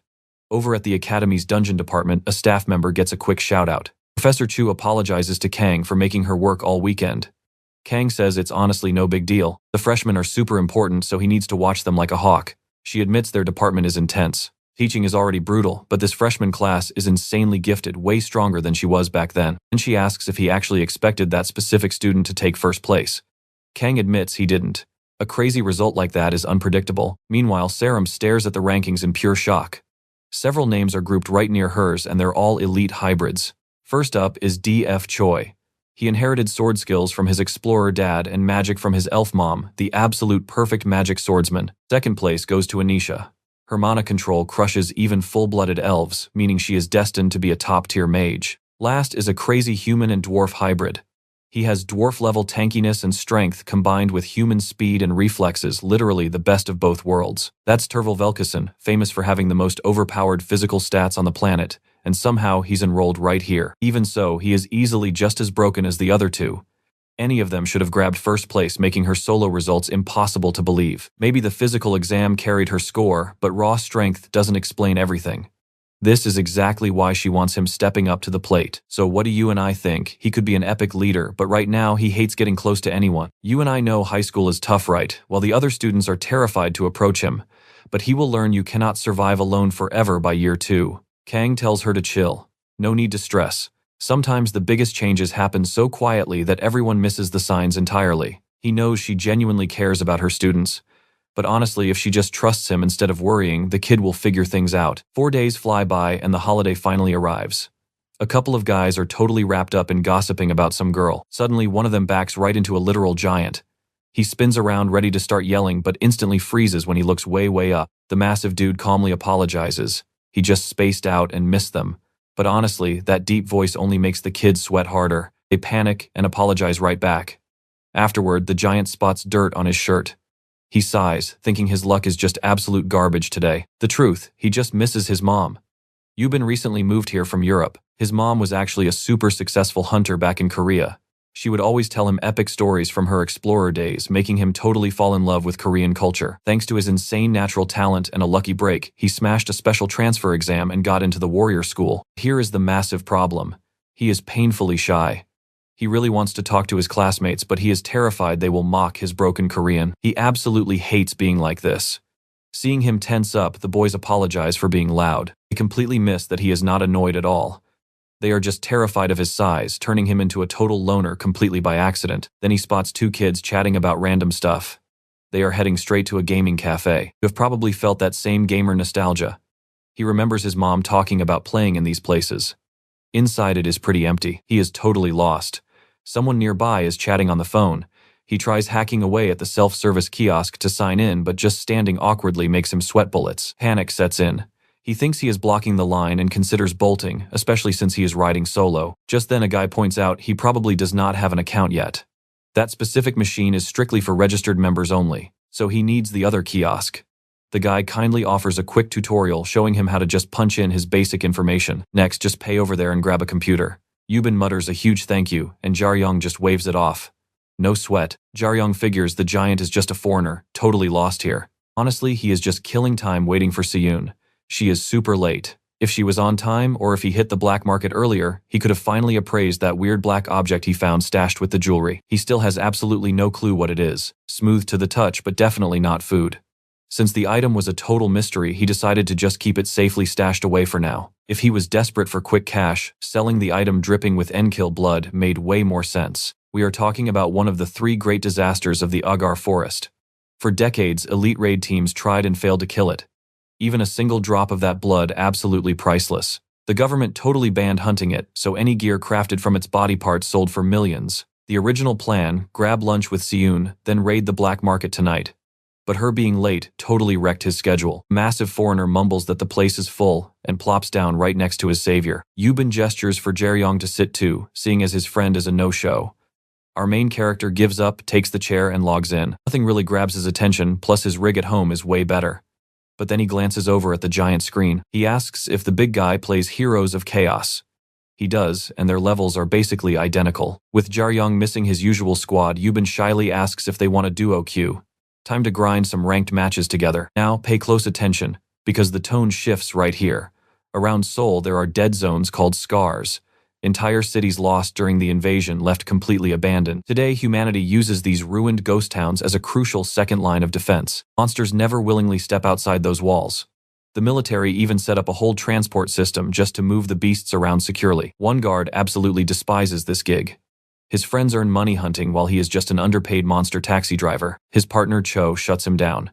If he hates it, quit, and go back to the battlefield. She used to be a gold-class explorer until an eye injury benched her. She looks right at him, asking why he even stays. Sunwoo, a low-rank bronze adventurer, confesses he needs the cash, since no raid teams want him anymore. Admitting that totally crushes his ego. Suddenly, an alarm blares, forcing them to slam the brakes. Wait, the cargo could not have broken loose right. Cho jumps out, ordering him to radio headquarters about a routine inspection. She heads back to check. Safely inside the cab, he frantically types the report. He is sweating bullets, but she is a veteran. He convinces himself she can handle it. A moment later, the passenger door swings open. He opens his mouth to praise her quick work, but a completely different woman climbs in, smirking that it was nothing worth bragging about. She smirks that Cho had decent reflexes for a desk worker. Trust me, you and I are about to see just how terrifying this new villain really is. Let's jump into the madness. The woman checks the names behind them, glaring at the driver. Why is he just standing around? If he wants to survive, he better hit the gas. Meanwhile, Jaeyun and the foreigner are chilling their food, arriving right on time. Our main character never guessed they were the same age. The dude did not look older, just absolutely massive. He asks what school the guy attends but gets zero reply. Suddenly, both of them sense bad news. The ground completely shakes. People immediately start panicking, wondering if an earthquake hit. Nah, it feels way more like a nearby explosion. Everyone starts arguing, totally confused. A massive truck just crashed hard. Maybe the driver was wasted. One guy starts recording while someone else yells to call the cops. Up on a rooftop, some girl casually mutters it would be better if the truck crashed downtown. Explorers will swarm the spot soon, but she figures she can still escape. Her bosses are already demanding she return. Right then, monsters start swarming out of the truck because she woke them. The curious crowd instantly regrets sticking around. Watch closely here. Horn horrors are bad alone, but packs are absolute nightmares. Staring down, she counts 50 people and decides to just watch. Maybe 100 will die before backup arrives. A bystander gets grabbed by the head, dead instantly. Another person completely freezes in pure terror. The monsters go crazy with helpless prey everywhere. Then a blue flash cuts through the chaos. Enter Jaeyun right on time. His kick smashes right into the first monster. The crowd is left totally speechless. He drops the ugly creature, easily totally focused on stopping these beasts before anyone else gets hurt. Without turning around, he yells at the crowd to run away. He has definitely fought these exact monsters before today. One-horn beasts are super easy, but then his focus snaps back. Out of nowhere, a motorcycle rushes straight at him. He barely dodges. Then he sees it. A two-horn horror. As it charges, Jaeyun fires back with a brutal kick. But the hit completely backfires, and he is forced to take a huge step back. These freaks normally live 5 years. Most die before growing a second horn. Only 8% survive long enough to mutate and breed. When they do, their power goes off the charts. Still, no matter its strength, he can beat it if he has to. His foot absolutely throbs. He realizes the real issue is their crazy defense. They are way sturdier than that idiot who called himself a tank. If only he brought his actual weapons today. The beast rushes the boy again. Jaeyun dodges, checking the insane damage that hit caused. He backs up, resetting his stance for round 2. The monster keeps coming, so our hero spots a broken stop sign nearby. He stomps it totally flat, ripping out the pole to make a makeshift staff. Furious, the monster charges again. Jaeyun flares his aura, bracing himself. Armed and ready, he grips the steel pole tight. The beast stomps down way harder than expected. The crazy force launches it right over his head. Totally didn't see that coming. Now it flies straight toward civilians. They are frozen in fear, totally unable to fight back. Beast lunges like they are its next snack. The gap between 2 and 3-star monsters is huge. Both are already way beyond human limits. Regular people simply stand no chance against things like this. You and I know veteran adventurers struggle here. Except for one guy. The foreigner literally catches the beast's punch barehanded. He is ready to brawl, shoving the massive monster back with one blow. That is the exception. People who push their bodies past human limits until they become absolute monsters. The beast digs its sharp claws in stopping its slide. The foreigner pushed it, knowing bare hands will not cause real damage. Then something catches his eye. The beast roars at him while Jaeyun quietly slides in from behind with his makeshift metal staff. Using his crazy technique, he drives a fatal strike straight into the creature's neck. Even the big foreigner is totally stunned.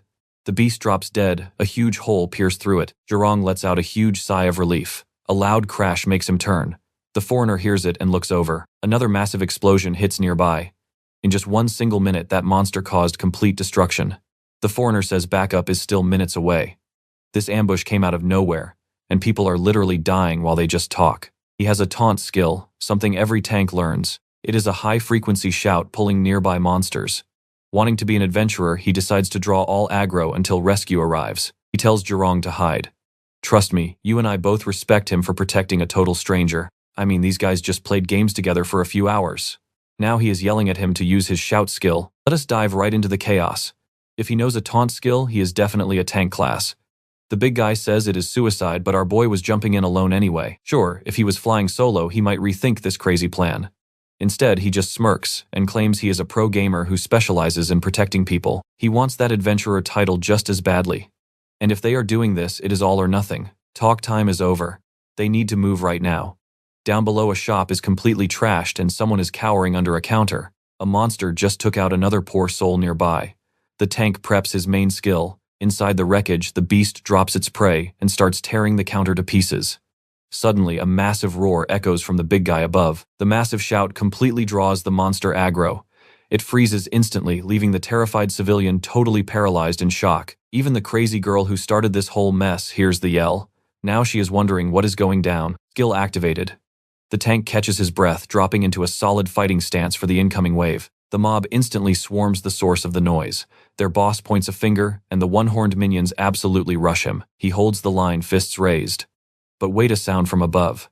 A monster drops right into his blind spot. Somehow, he still blocks the sneak attack. Barely a scratch.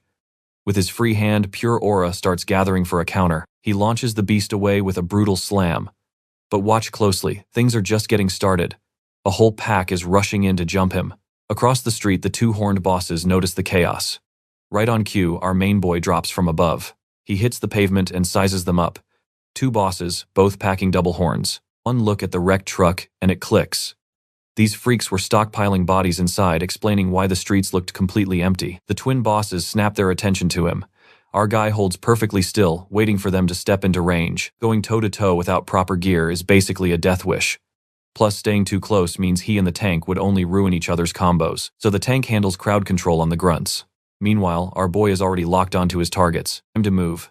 His mission is taking out the heavy hitters. He is the pure damage dealer here, raising his totally busted makeshift staff. He blitzes past the monster with insane speed. It does not even register the hit until a massive chain of slash marks erupts across its chest. Honestly, this metal pipe is absolute garbage. If he was wielding his actual staff, this fight would be an absolute joke. You can only do so much damage with scrap metal. Still, he pushes the limits.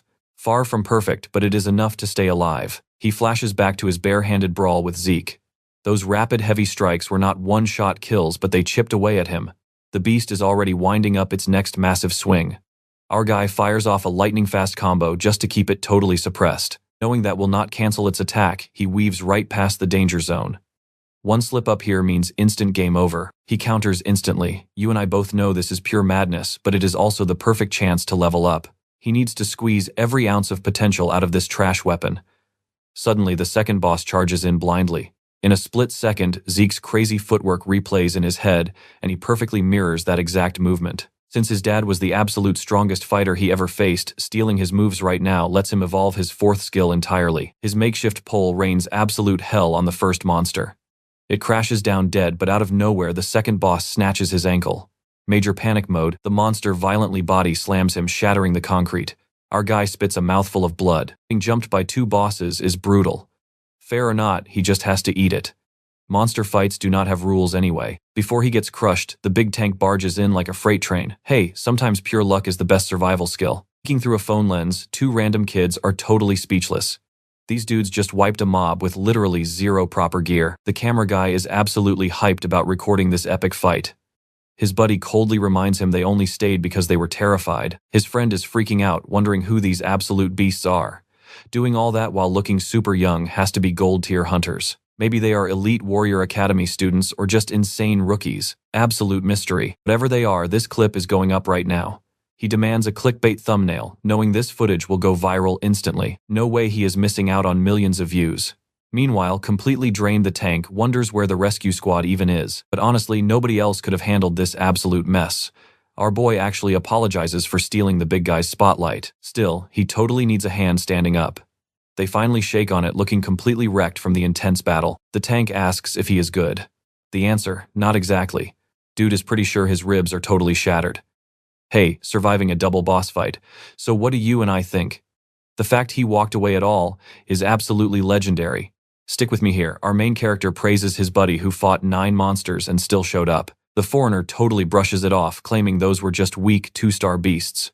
Since they are chatting anyway, he asks about our hero's school. He basically heard the local schools were total garbage. Then he panics and quickly apologizes, swearing he did not mean to insult his academy. He just figured the guy went to warrior school too. Dodging the question, Jaeyun asks about his friend's rank and how many students are stronger.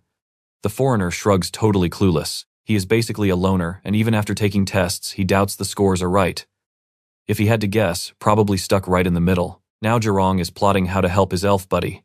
But hey, there is one last annoying problem left. He points out the monster chilling on the truck. That thing totally ignored the taunt earlier, meaning this guy might actually have half a brain. Still, he really doubts it is the actual boss. Seeing blood smeared everywhere, they figure the real nightmare is probably hiding inside that truck right now. Now watch this part closely. They assume handling this last monster will be super easy until a massive crash violently rocks the shaking truck. Suddenly, a creepy hand bursts right through the roof, catching both boys totally off guard. Something violently drags the monster back inside. Its desperate claws just slip away. Yeah, whatever is in there is totally eating it. Horned horrors usually stick together in tribes. 2 horned guys act like tribal chiefs leading tiny packs of 10 because honestly they are weak and dungeons are completely ruthless. They bunch up just to survive. Since they are bottom-tier food, bigger predators constantly eat them. But randomly, a 3-horned mutant drops. That guy is not just a chief. He is a literal king, leading thousands of these ugly things. A king is 5-star level. It locks onto the boys, and they instantly realize they are totally screwed. With one casual flick, the king blasts a massive attack, making them scramble for their lives. Faster than lightning, the beast is already right on top of Jaeyun.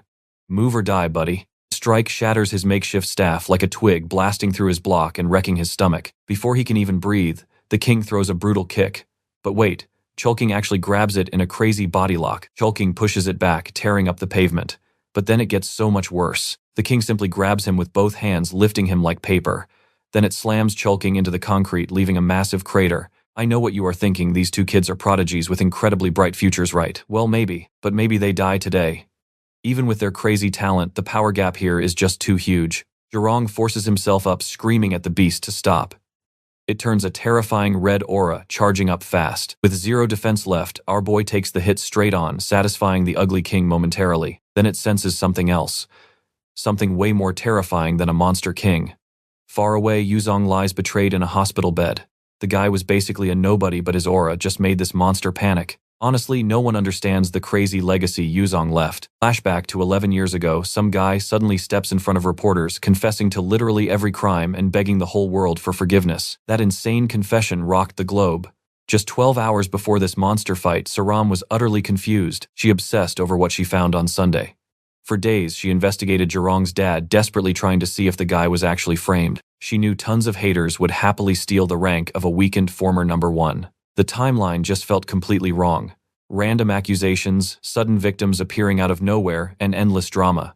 The public was totally torn, and because of his legendary status, those fake rumors failed at first. If Saram was him, she would fight those lies forever. But Yuzong, he completely rolled over and accepted every single ridiculous charge against him. After that wild press conference, his own fans ghosted him, leaving him as public enemy number 1. She just could not get it.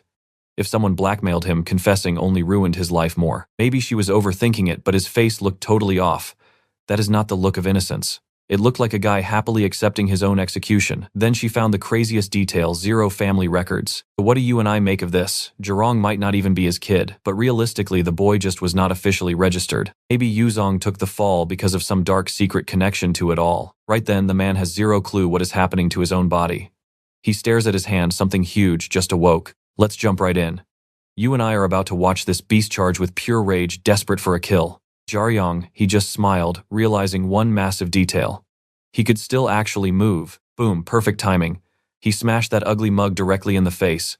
That was everything. His body was responding. Time to absolutely crush this thing. He started chaining skills together into a non-stop, insane combo.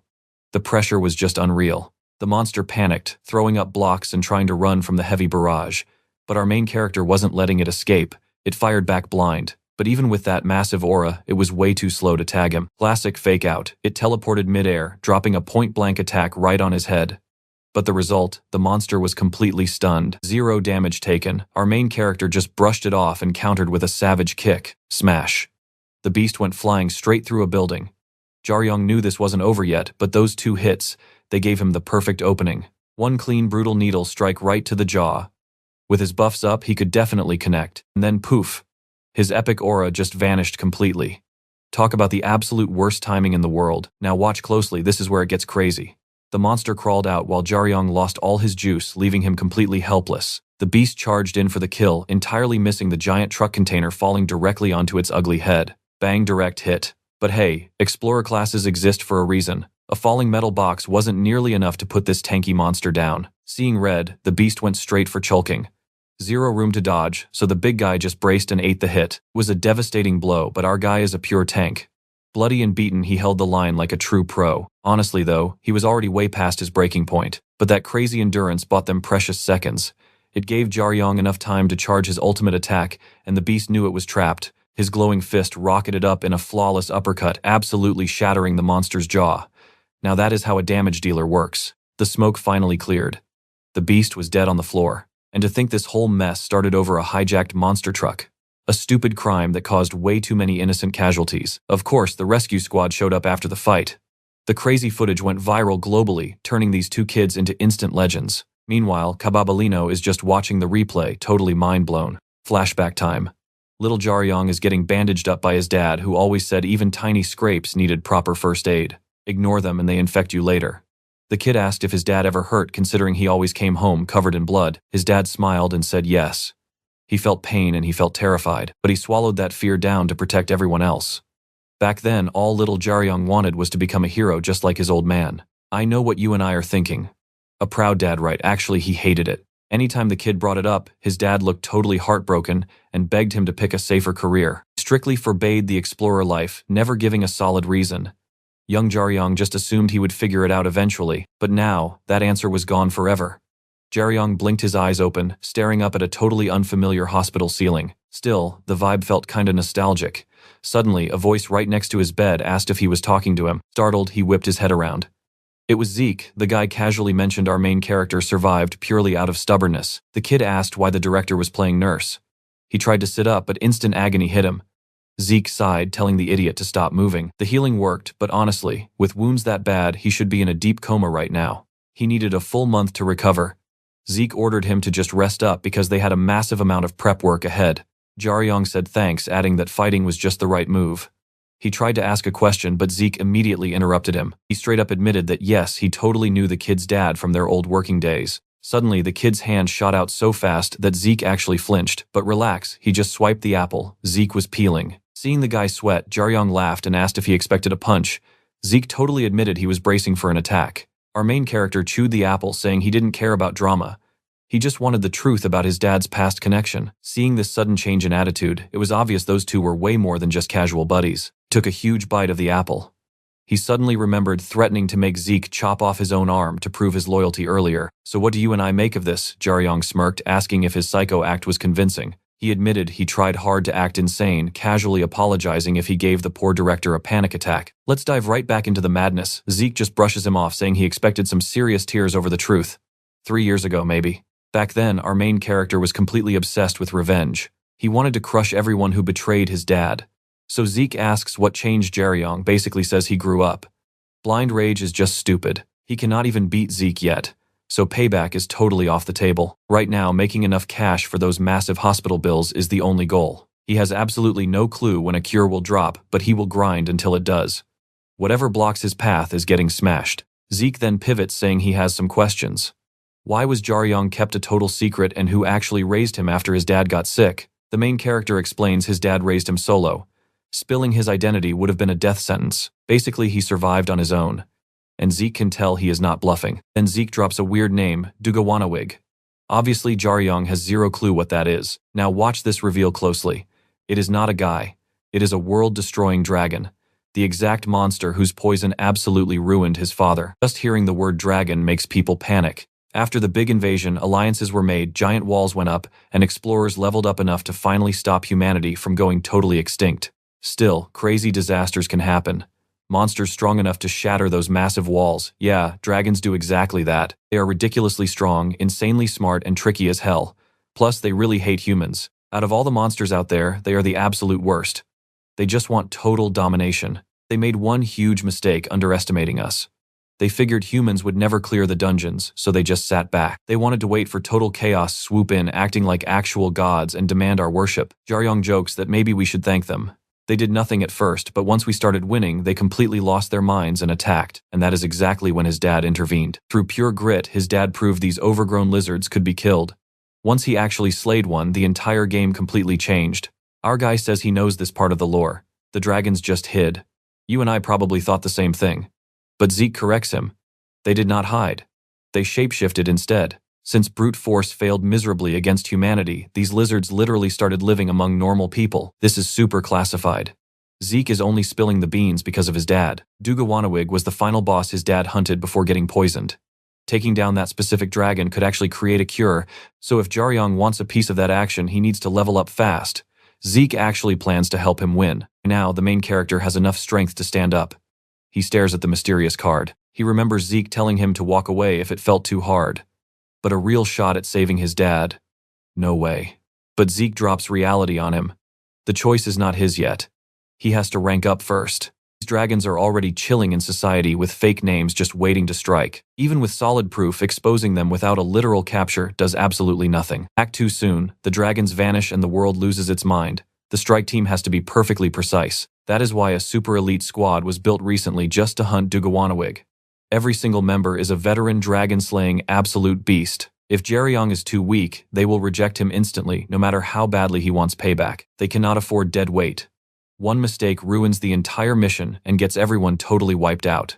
If this insane plot is real, he asks about the timeline. They will not wait. Zeke admits they do not have the exact location yet, but they expect to find it within 2 years.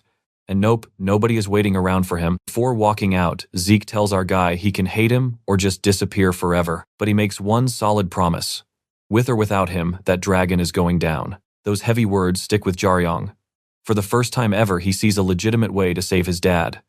A cure is actually out there. Gave him huge hope, but also pure dread. The terrifying fear that his level is too low to join the ultimate mission and get his revenge. His current stats are trash, but he will grind no matter what it takes. Before today, a cure was basically impossible. So what do you and I take from this? One tiny drop of hope changes absolutely everything. Alright, you and I are jumping right into the madness.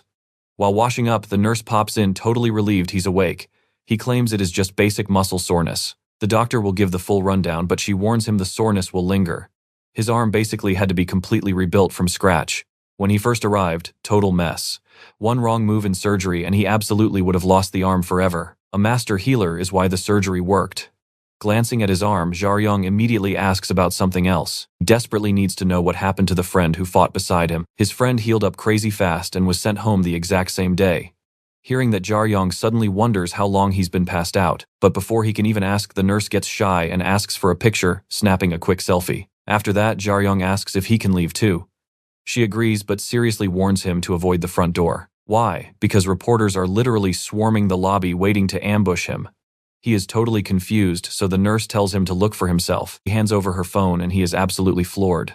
This whole situation could have been a massive disaster. Without him and his buddy, hundreds of people would be dead. Now the whole world wants his name, and the press has been swarming the hospital. She hands over a bag explaining that his friend left it behind specifically for him. If he wants his identity kept secret, he should use what is inside and sneak out the back. We're definitely expecting some epic magic disguise here, right? But when Jaeyun rips open the bag, he finds literally just a rope. Not exactly the master escape plan he was hoping for. With 0 options, he tosses it out the window and scales down the wall. From way up above, the nurse yells down, telling him not to stress over that selfie. He promises to post it only after he becomes a famous explorer. Jaeyun waves, still completely clueless about his new fame. Saedoram is already waiting in her car, totally expecting this sneaky exit. Our guy hops in, asking if the rope was really the only way. Instead of answering, she just asks if he would rather have been caught today. He admits defeat, then points at a bag in the car. Saedoram reveals she bought him new clothes and a replacement phone. He is honestly touched, but she waves it off and tells him not to get emotional. Honestly, her head is spinning from everything. A literal disaster broke out, and somehow he actually managed to defeat that insane monster. But knowing him, crazy stuff is just normal now. So she shifts gears and asks where to next. She really just wants to sleep, but time is up. If he wants custom gear, they must leave now. He claims he already has clothes, but Saedoram means real explorer armor. He is incredibly lucky. The best tailor on Earth agreed to gear him up. Armor materials basically fall into 3 tiers, starting with normal cloth. It offers terrible physical defense, but support magic sticks to it perfectly. So backline mages and healers are usually the ones rocking cloth gear. The second type is steel. It is crazy durable, but dungeon metal is incredibly heavy. Only fighters with monstrous strength and stamina can actually wear it. Leather hits the sweet spot in the middle. Not too heavy, but solid. Perfect for a close combat damage dealer exactly like him. Maybe it is finally time he starts wearing some actual armor. Saedoram is also dying for the battle details. She demands the full story, but Jaeyun just tells her to watch the viral video. The only problem, that footage just shows him beating the owl and the 2 horned grunts. But here is the crazy part we need to talk about. The footage completely cuts out his epic win against the 5-star boss, leaving him totally stunned. Even with Sokong fully prepped, they were supposed to lose. Then that mysterious power flared up and he still has no clue why. Saedoram keeps pushing, demanding to know how he pulled it off.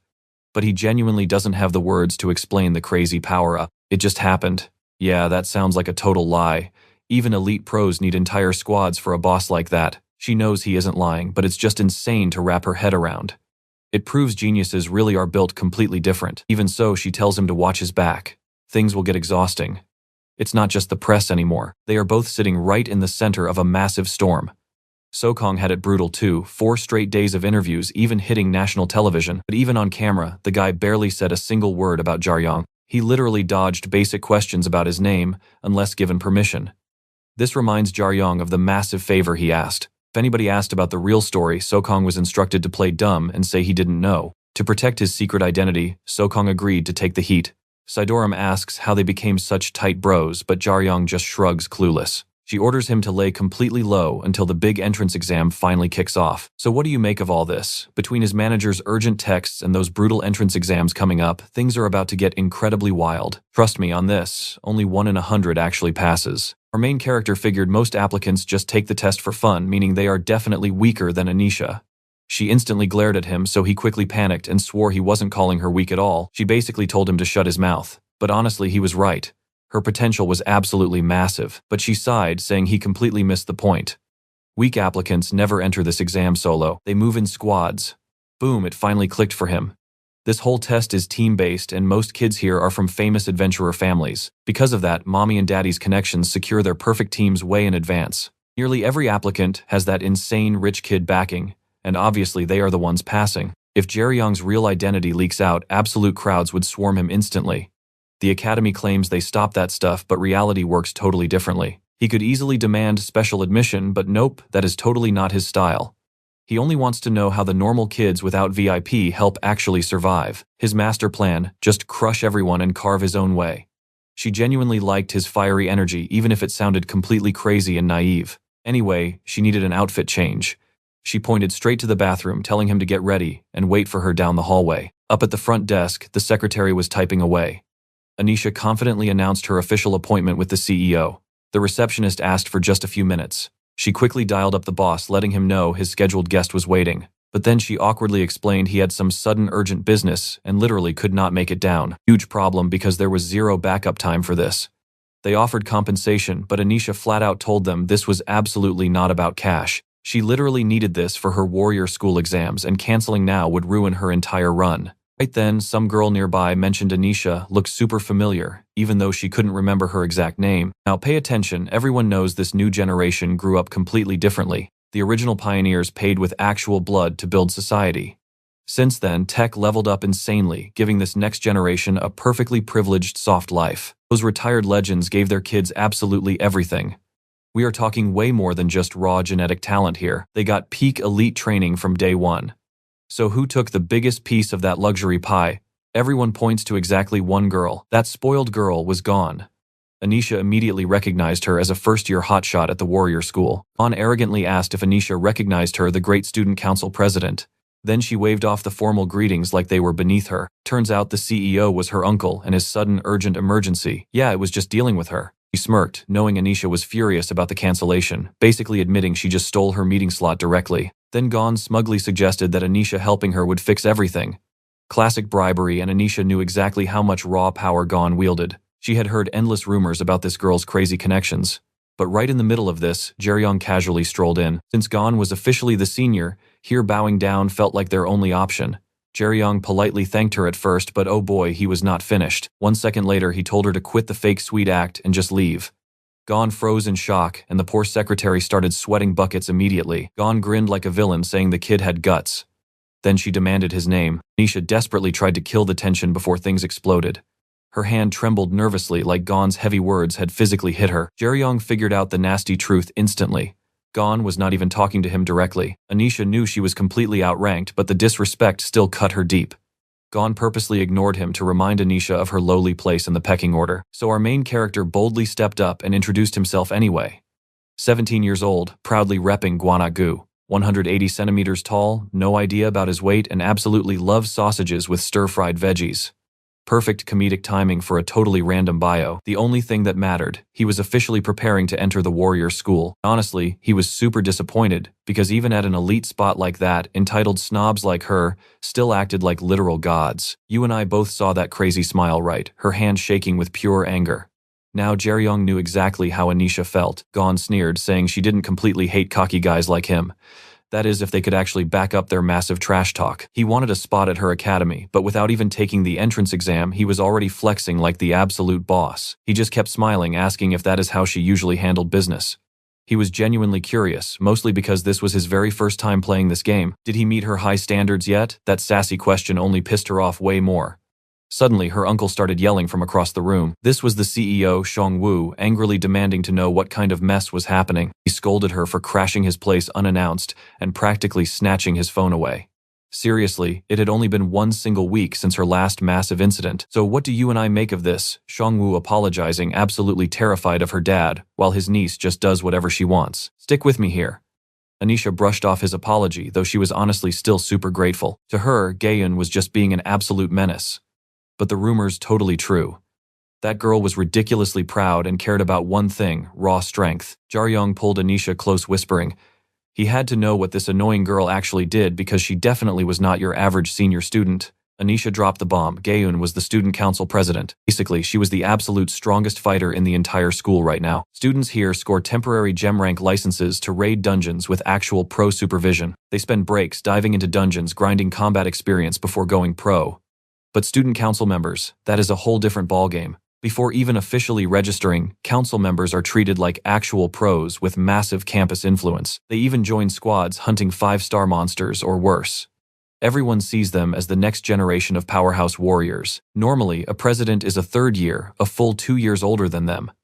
But get this, Jaeyun was still only a second-year student. Jaeyun asked if she got held back. Nope. Jaeyun violently took the title from the last president. He asked how that even worked.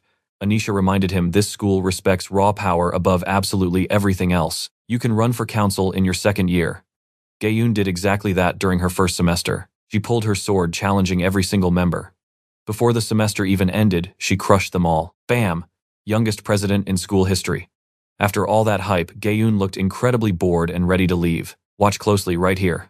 Anisha was breathing easy, but then Jaeyun yelled out, demanding a crazy bet with the president. Knowing she was busy, he promised it would be fast. Since she was so famous, there had to be a reason she acted like a total jerk. The bet's simple. He loses, she takes his appointment slot. Anisha scrambled to apologize, entirely convinced Jaeyun lost his mind.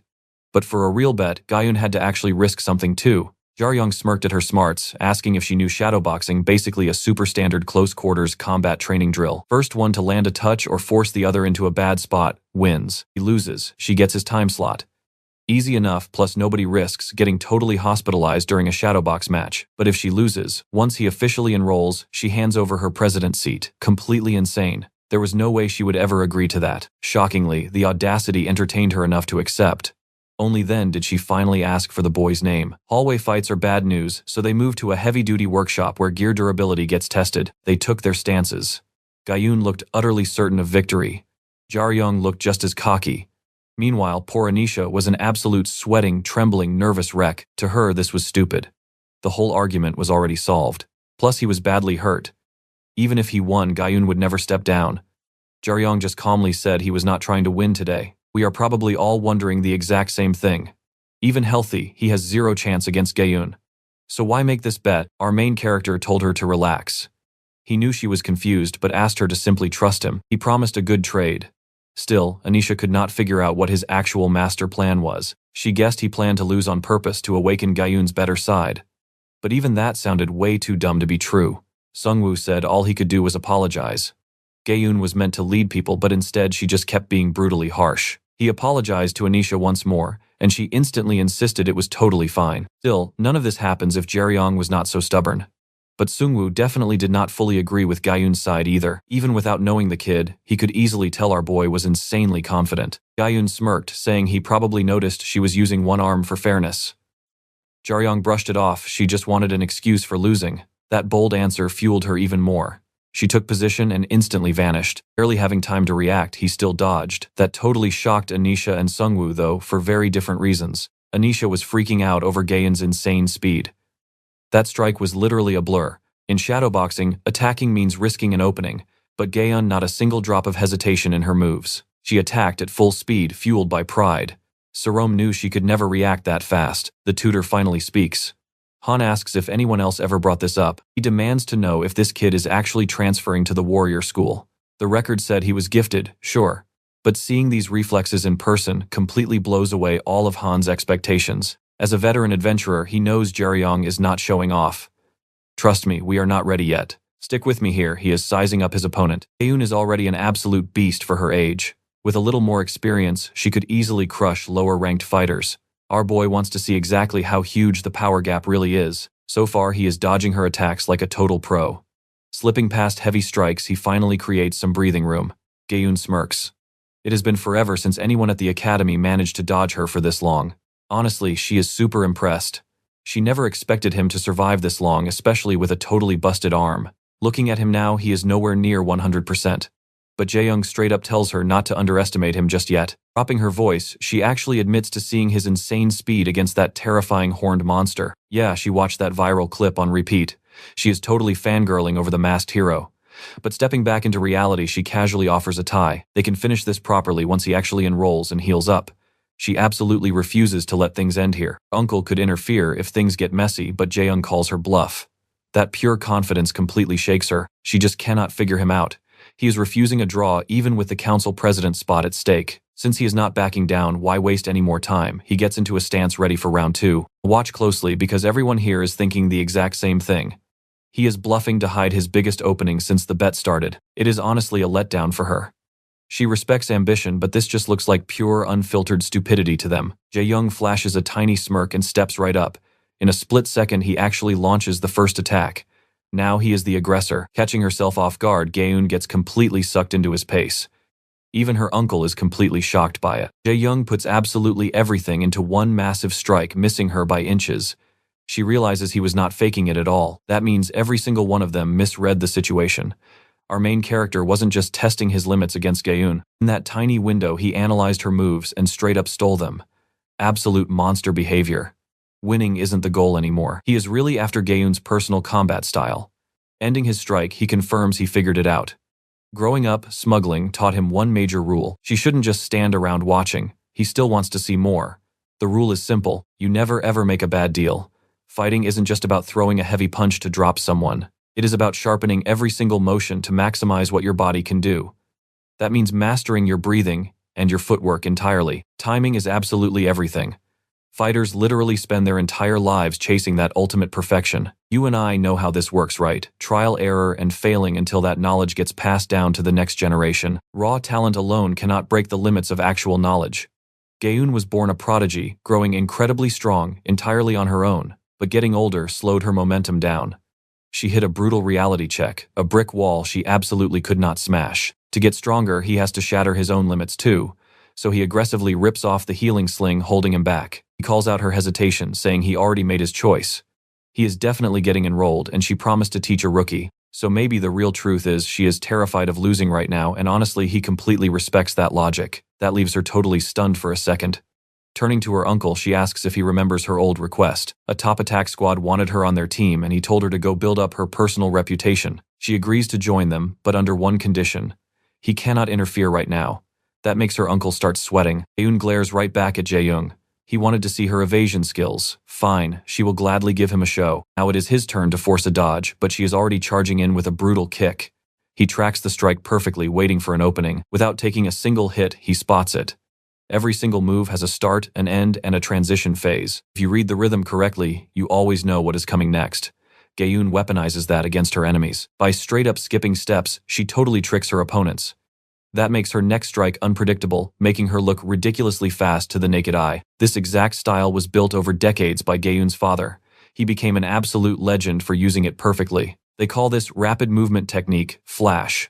And insanely enough, Jaeyun just used it twice in a row better than Jaeyun ever could. You cannot just copy a legendary skill by understanding the theory. It demands insane flexibility, sharp reflexes, and serious time. One slip up and the whole thing crumbles. Even her dad only mastered it in his 20s during his physical prime. It took him 3 solid months just to grasp the basics. He had to polish it just to spar with his niece. Yet this absolute maniac is pulling it off effortlessly. And as Han realizes, Jaeyun's body is practically falling apart. He is totally drained. So what do you and I make of this? The guy moves like an absolute god. Alright, you and I are jumping right in. Look at that grin, he already knows he's about to get way stronger. Sure, it's a totally bizarre way to learn, but he desperately needs more power. Now he finally has the blueprint. And get this, he didn't train just because he was forced to. He did it because he actually found it fun. Right now, the insane pain and the burning in his lungs, he doesn't feel a thing. He just wants to keep pushing Jaeyun to the absolute limit. And yeah, she instantly realizes she's in trouble as Jaeyun spams his brand new technique. Direct hit is coming, and she is totally defenseless. That forces Han to immediately step in. Dead silence fills the room. Han plants himself right between the two. Jaeyun told him not to interfere, but honestly she's relieved it stopped there. Still, it's super frustrating. Jaeyun flat out admits she lost the bet, but then Jaeyun claims he lost too. Now neither side can agree at all. She promised not to use her hands, but he never actually agreed to that rule. Hands or no hands, he took a hit. She's probably just saying it out of pure pride. Honestly though, she doesn't think she's anything special. Her uncle jumps in saying they don't need to pick a winner today. He entirely blames himself for letting things escalate. Plus, with Jaeyun's current injuries, keeping going is straight up dangerous, so he calls it a tie, treating this as a massive learning experience for them both. Once Jaeyun fully heals up, they can finally have a real proper match. Accepting that Jaeyun shoots Jaeyun a death glare and tells him to listen up. They will meet again at school. If he fails the entrance exam or loses to anybody else before she beats him, she will never forgive him. Regardless, that crazy fight taught him a lot. Before storming out, Jaeyun turns and asks Serum for her name, which she gladly gives. Jaeyun casually adds that if Serum is the one backing our main character, she owes her a serious apology. She has no clue how good Serum is as an adventurer, but she definitely isn't useless. She reads people well, and Jaeyun wasn't the only one who actually enjoyed today's chaos. Now pay attention.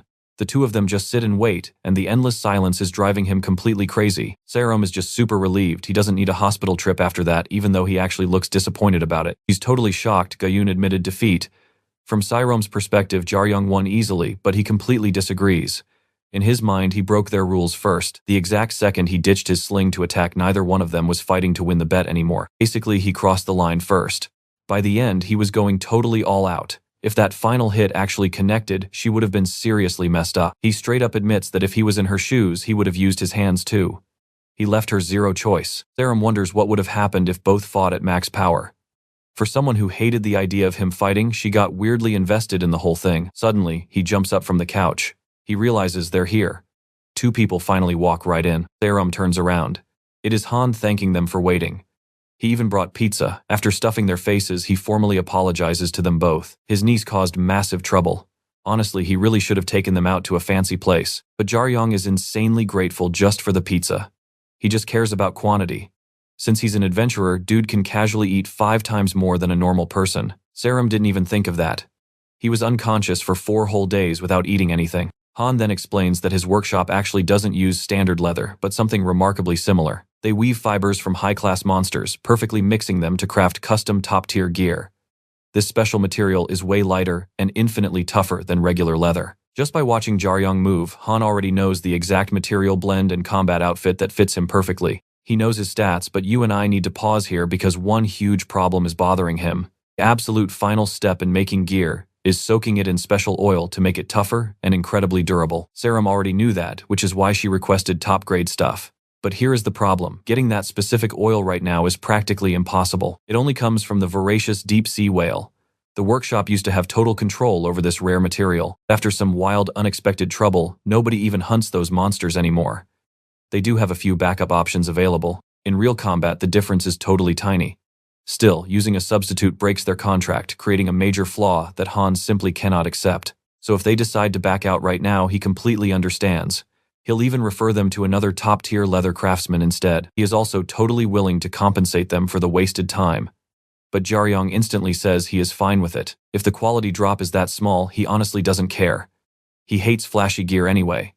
Honestly, he specifically just wants equipment crafted by Han. Then he looks at him and asks, did Han personally train his niece? He knows nothing about crafting, but he trusts gear made by someone undeniably strong. So if Han trained her, he definitely wants him on the job. Serum always suspected something was up with this guy. Han laughs, saying he retired 10 whole years ago, but he genuinely appreciates the massive compliment. It clearly makes his day. As for us, we're just like Serum, wondering where all that pizza magically disappeared to. Stick with me here. Since they trust his skills, he promises top-tier gear, but he is still super salty about last week's massive mess. There was a massive hunt, and he totally expected some epic loot. He asks if they have ever heard of the legendary Imperial Wasp. Serum brings up royal jelly, but crafters actually want a totally different drop from that monster.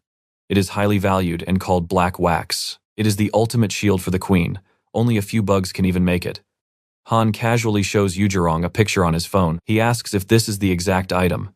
There is an image, though. He literally had to sketch it out after losing his old phone. Han is totally shocked. The kid has actually seen it. Reality. Our guy, Yu, the main character, totally smuggled it in the past, but he lies, saying he saw it at Serum's place. Classic rich kid perks right. Anyway, Yujirong is currently heading straight to the local hospital. There is someone he really needs to talk to before going inside. It will probably take an hour. The manager should be completely free by then too. Han asks if he ate already. He totally did, but he is always down for round 2, as long as Han is paying the bill, obviously. The door to Yujirong's hospital room slowly creaks open. He abruptly says he needs to hang up, but he tells them to call when they get there. His whole schedule just flipped. Zeke calmly mentions that it has been a long time. Caballino strongly suggests they take this conversation outside. These two already had a tense chat here 11 days ago. Now, pay attention, you and I really need to watch this part. Making a scene helps nobody. A solo-led strike team completely collapsed. If it ended there, they would stay quiet. Caballino smirks, saying Zeke still knows exactly how to get under people's skin. Believe it or not, they used to fight on the same side. But things are completely toxic now. Just looking at his face gets Zeke visibly triggered. Caballino, also known as Jaeyun, is a retired top-tier adventurer who used to rank 5th. Since they are allies, he tells Zeke to shut up and follow. Meanwhile, Serum starts wondering how many crazy surprises her friend is still hiding.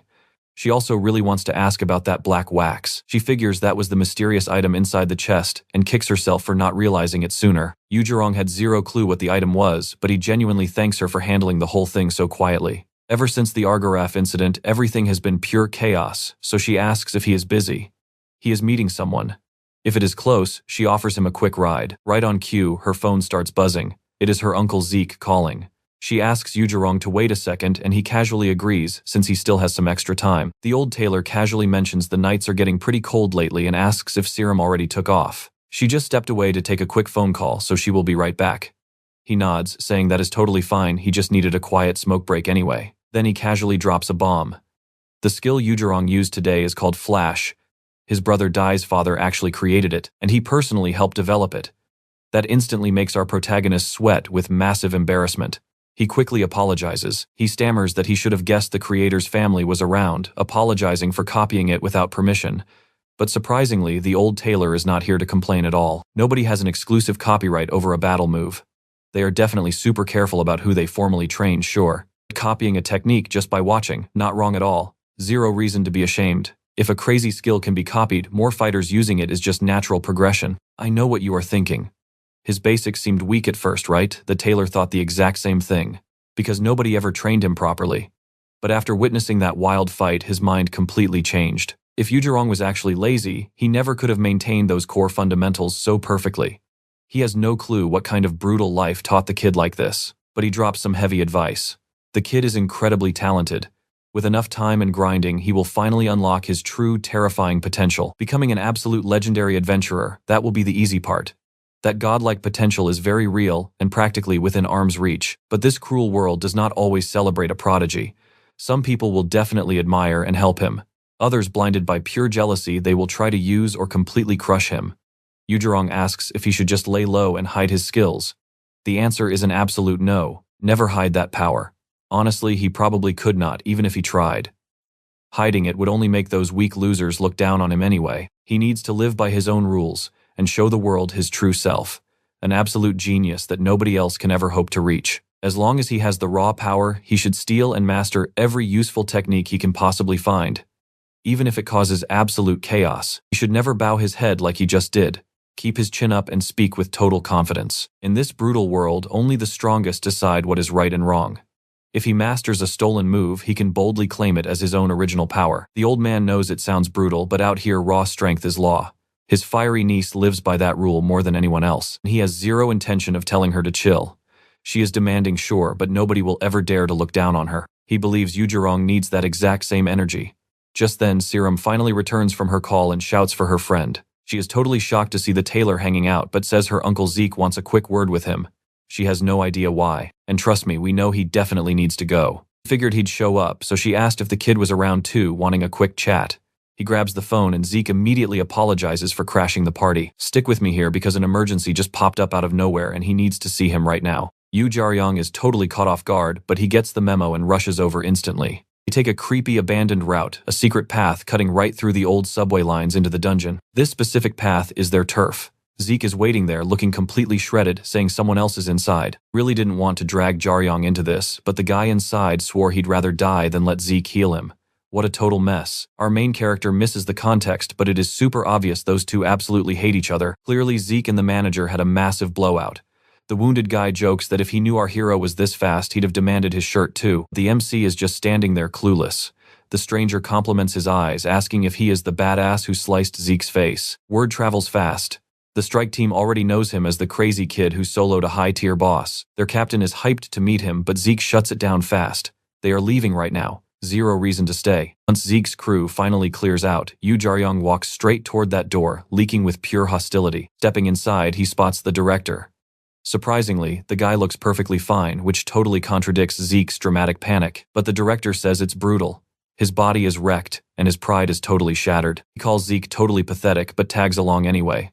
Seeing Jaryong isn't alone, the director casually asks for a tiny favor just in case. He asks our hero for a lighter. If he doesn't have one, just grab one from downstairs. Now, watch this closely. The director sounds drained, so our MC looks down only to realize the entire floor beneath them is already ablaze. If Zeke claimed it was a fair fight, that's a lie. The furious director fully intended to roast him alive right there. He admits that Buff Kid can really brawl. Not even a tank yet, he held the front line perfectly. Give him 10 years, absolute warrior. Yu Jaryong desperately wants details. But Zeke already sees the punchline coming miles away. He wants out of the smuggling game. To become a real hunter, there's a catchmaster, the director's insane training in under a month. Can't keep up, just quit now. Because this new path is ridiculously tough, completely flipping everything he thought he knew. Our main character is left absolutely speechless. The director seriously wants to teach him magic. So far, Jaryong has only seen this guy casually float and smash everything to pieces. So he asks the logical question, why the sudden offer? But before answering, the director straight up collapses into our hero's arms. That's when reality hits. This guy is seriously messed up. Ice cold, completely exhausted, he practically begs for a piggyback ride. Flashback time. We see Sunwoo sitting around complaining about how painfully hard it was to hand grind beans and brew coffee alone, but actually trying it, way easier than expected even with a bunch of clumsy mistakes. If he knew that earlier, he'd have started ages ago.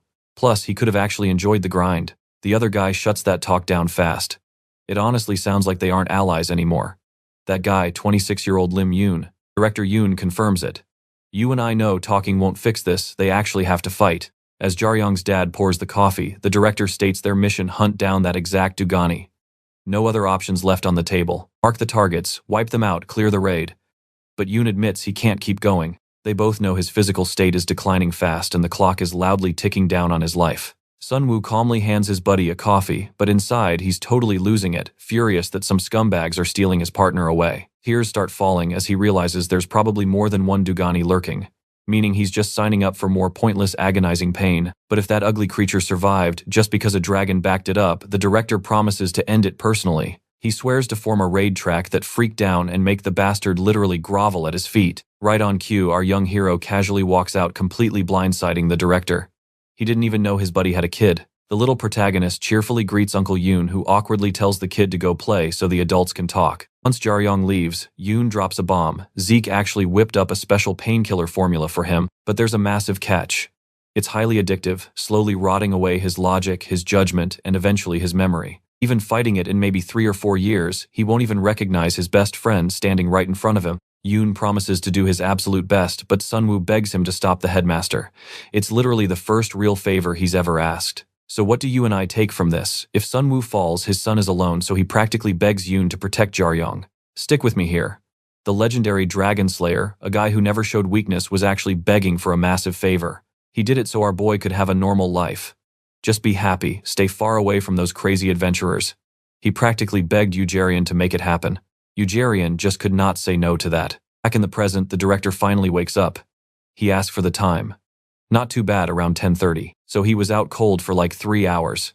Still, our hero hands him a relic from back when he was 14, an old team gift, a medical syringe. Basically a quick heal potion. The headmaster admits it is not top tier, but it works crazy fast. Unless you are literally dying, this stuff will have you walking around like normal in a few short hours. Super rare backup gear. Really pricey for adventurers.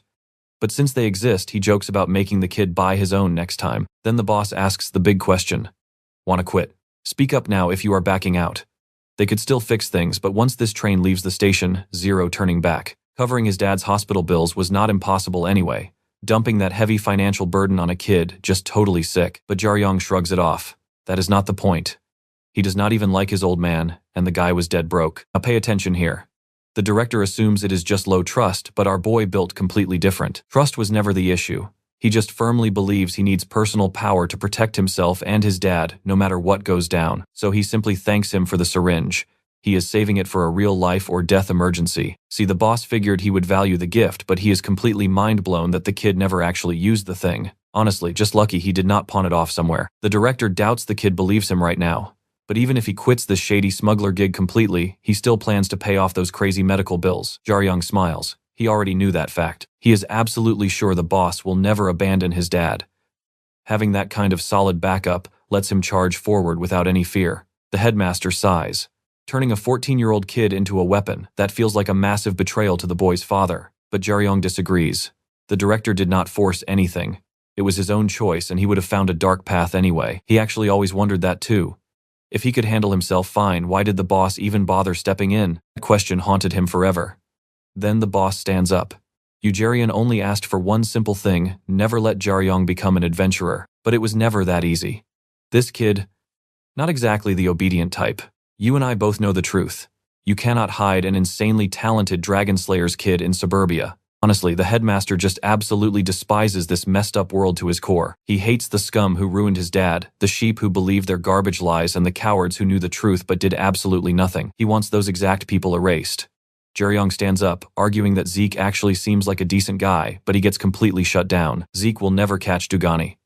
His methods are way too basic. Anyone hunting a hidden dragon needs to be totally prepared. Those monsters are a walking plague. If you spot one, you cannot ignore it. Pure blood dragons exist just to cause absolute apocalyptic destruction. So yeah, maybe a few of Zeke's guys are okay, But the absolute freaks who abandoned his father, pure trash. Even if the world exploded tomorrow, the director will never forget what this kid lost. And he refuses to swallow their fake stories. Right now, the law holds Zeke back. But those corrupt fools will keep helping the dragons just to ruin him. Karma is coming. 20 years ago, his dad completely crushed that nightmare, but it just crawled back out. Lies piled on top of lies while corrupt idiots watch the world burn. That is exactly why he banned him from adventuring. Then he slides a piece of paper over. It is a secret bank account number set up for 4 people. Every single penny he ever earned from working, it has been secretly stashed right there. Jaeyun is totally confused. But the boss drops a bomb. This entire place was always meant to be his, a foundation for a normal future business. He originally planned to teach him practical survival skills. Dark, dangerous knowledge that normal adventurers could not even handle. Call me when you finish this quest. Wipe them out, and then I will teach you real magic in just 1 month. But for now, just focus on passing those stupid entrance exams even if they feel totally pointless. Before walking out, Jaeyun says he did not need to offer him that out. He genuinely thought the boss might flip on him. So what do you and I take from this? The boss hated him adventuring, sure. But feelings. Feelings do not stop destiny. Alright, stick with me here. 3 years ago, exactly like today, our main character only cared about himself. Meanwhile, over in Old Yongan, we see that exact same girl from the massive city incident. She sighed, pointing out they always met up like homeless vagabonds, wondering if it was finally time to rent a base. You got any cash? She joked. Half the crew barely even bothered showing up to these meetings anymore. But hey, an official hideout meant they could finally get a decent warm shower going. It was super obvious these two were close. Just bantering back and forth, completely ignoring everyone else. He totally roasted him, joking that without a baby pacifier, he'd be whining like a lost puppy while trying to look all tough. That absolute disrespect hit a nerve, which was exactly what she was aiming for. He looked completely foolish now. His anger spiked so hard, his aura actually leaked snapping, that they wouldn't dare punish him for throwing down. Honestly, that's pure suicide, but the girl was absolutely ready to throw hands too. Suddenly, a guy stepped right in telling them to chill out.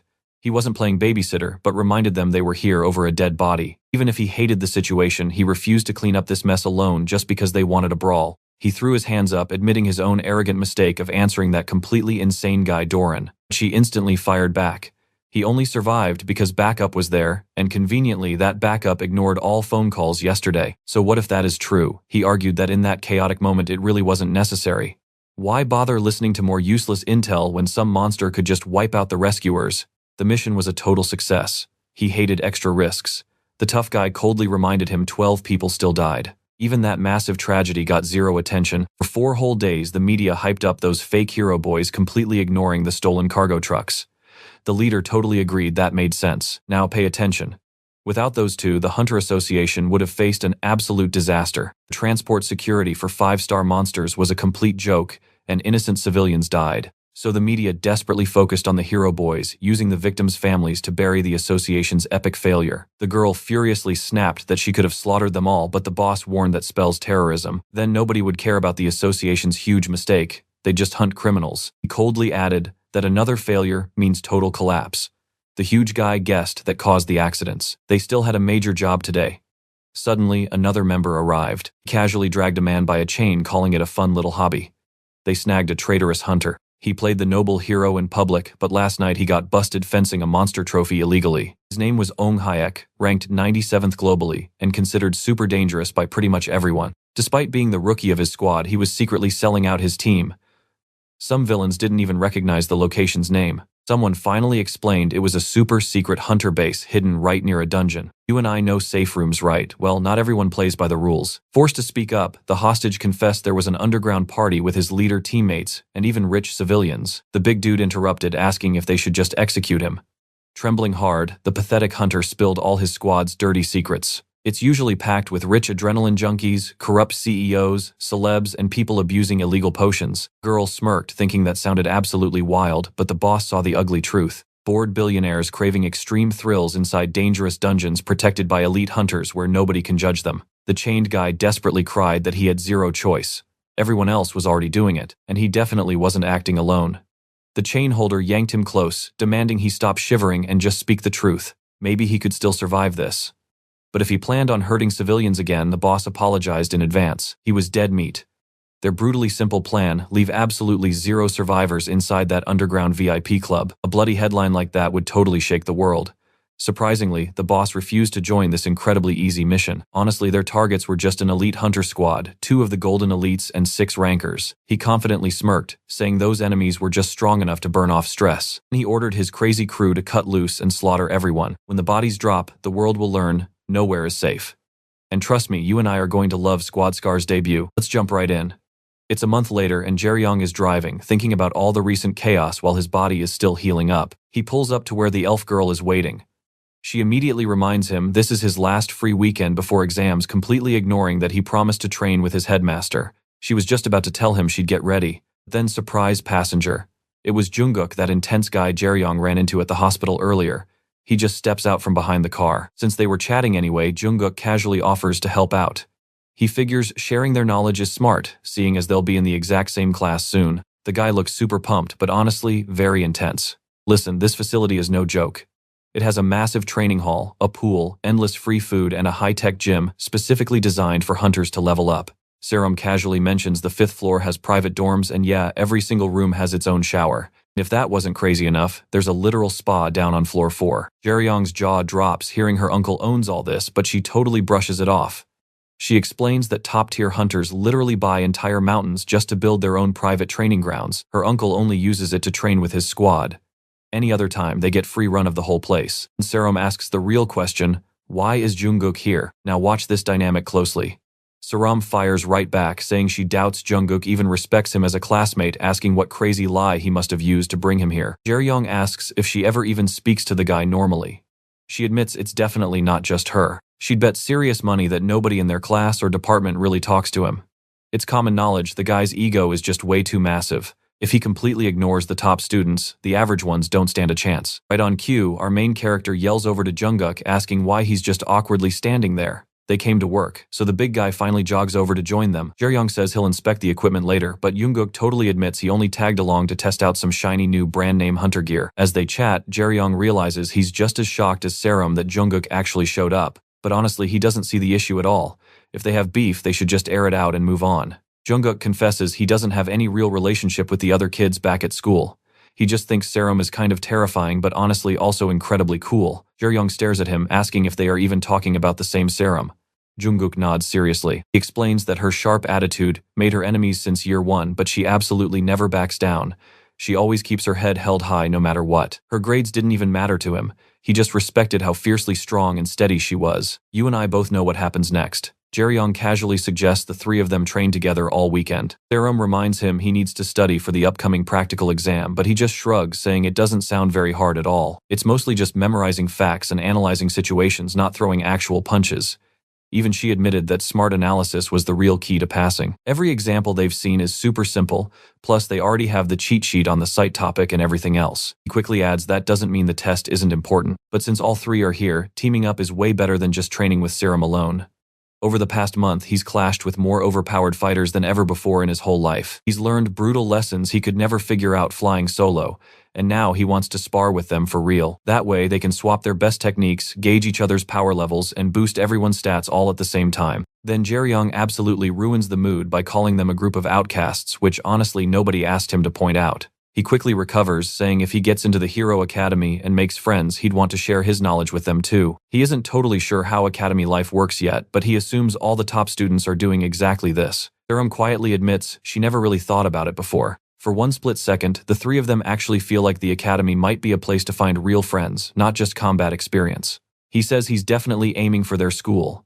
Even if Serum gets held back a year, teaming up still helps her keep growing and getting stronger. Serum gets his point, but bluntly says she doesn't think she has any useful skills to actually teach either of them. Jaeyun instantly calls her out, pointing to their biggest weakness: neither of them can use magic. She can, even if mixing spells with her physical attacks is still tricky.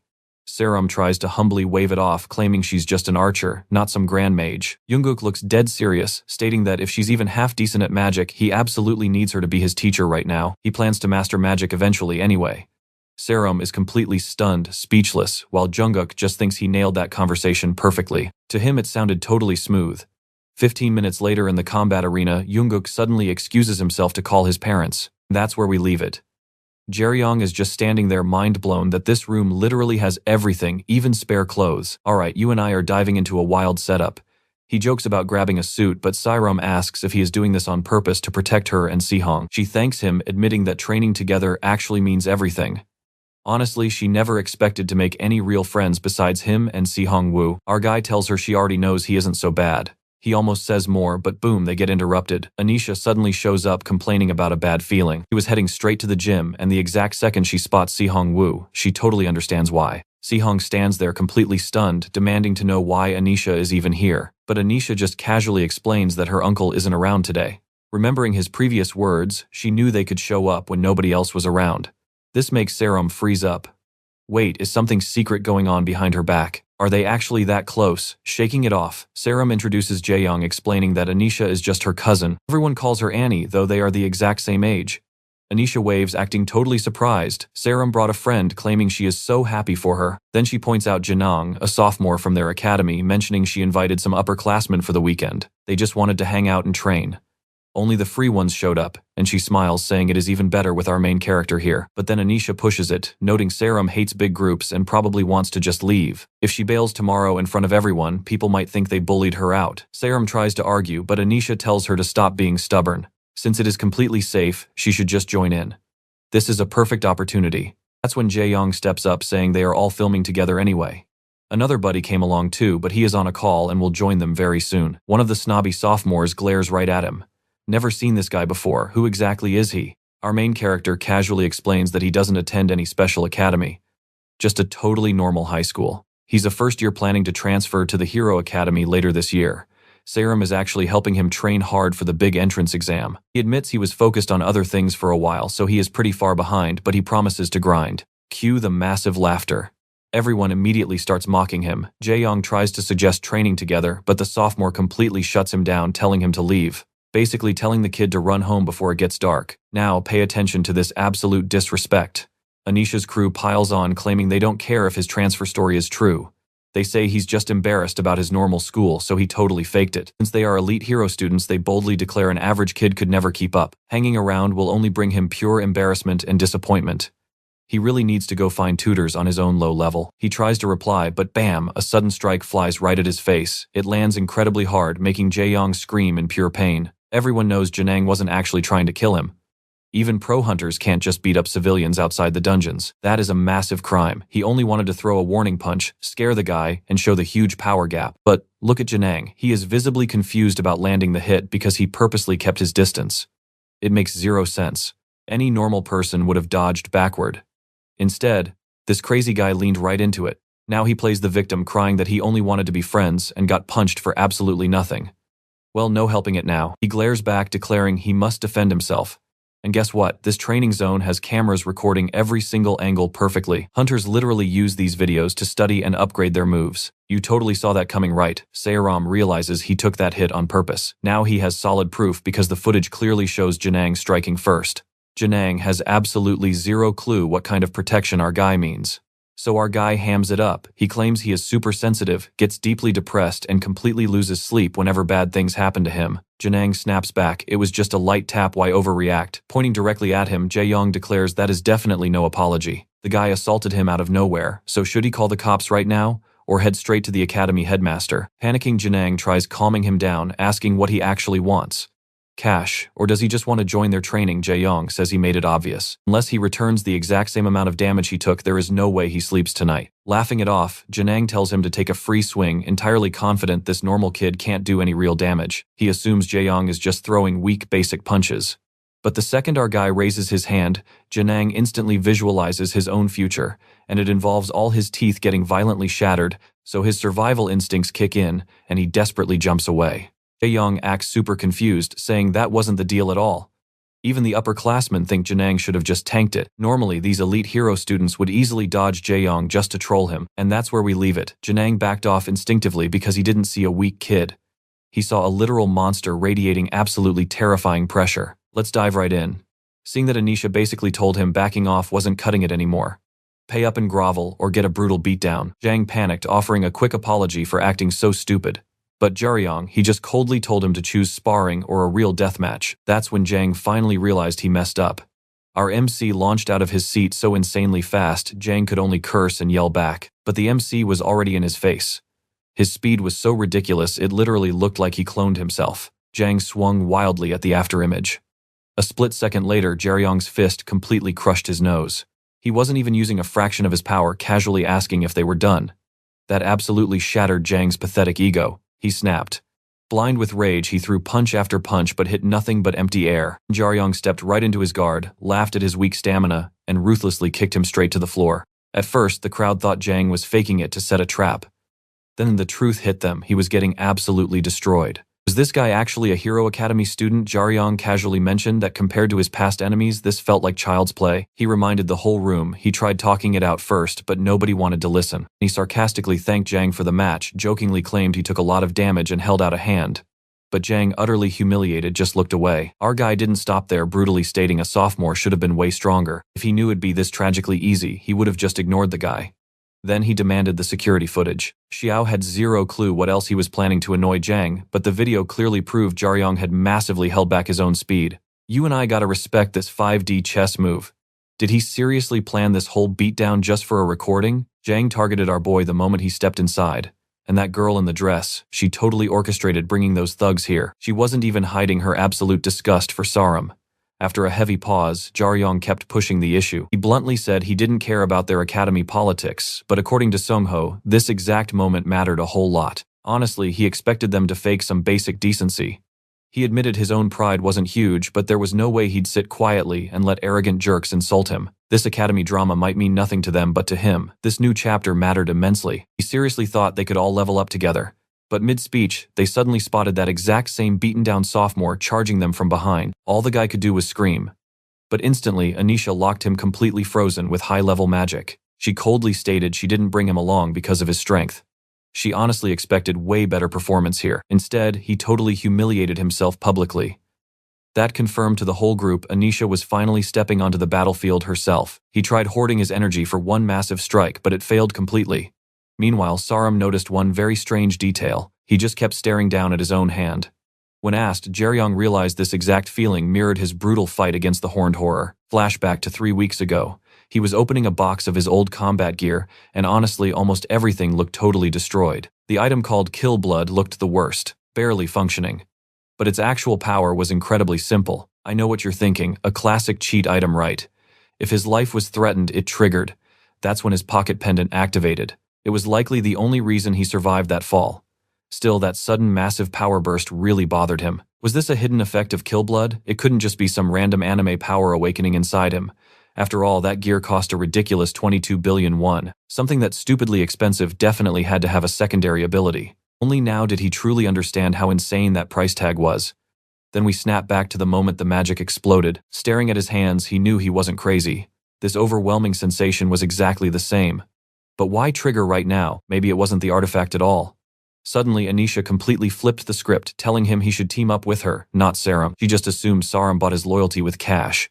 She even bragged that whatever Sarum paid, someone else would easily triple it and cover expenses. Sarum furiously screamed that was total garbage, but Anisha brutally cut her off, calling it just good business. She smugly pointed out how Jaeyun had just flawlessly wrecked one of their own high schoolers. The weirdest part to her, he acted like he couldn't get into the academy, completely ignoring her name and status. She guessed he had some personal baggage ruining his entrance exams, but in her world, money easily solves absolutely any problem. To Anisha, Sarum's wallet was her only worth.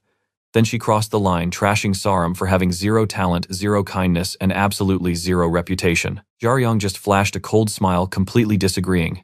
He noted that Sarum at the very least had incredible endurance. He added that he actually understood Anisha perfectly.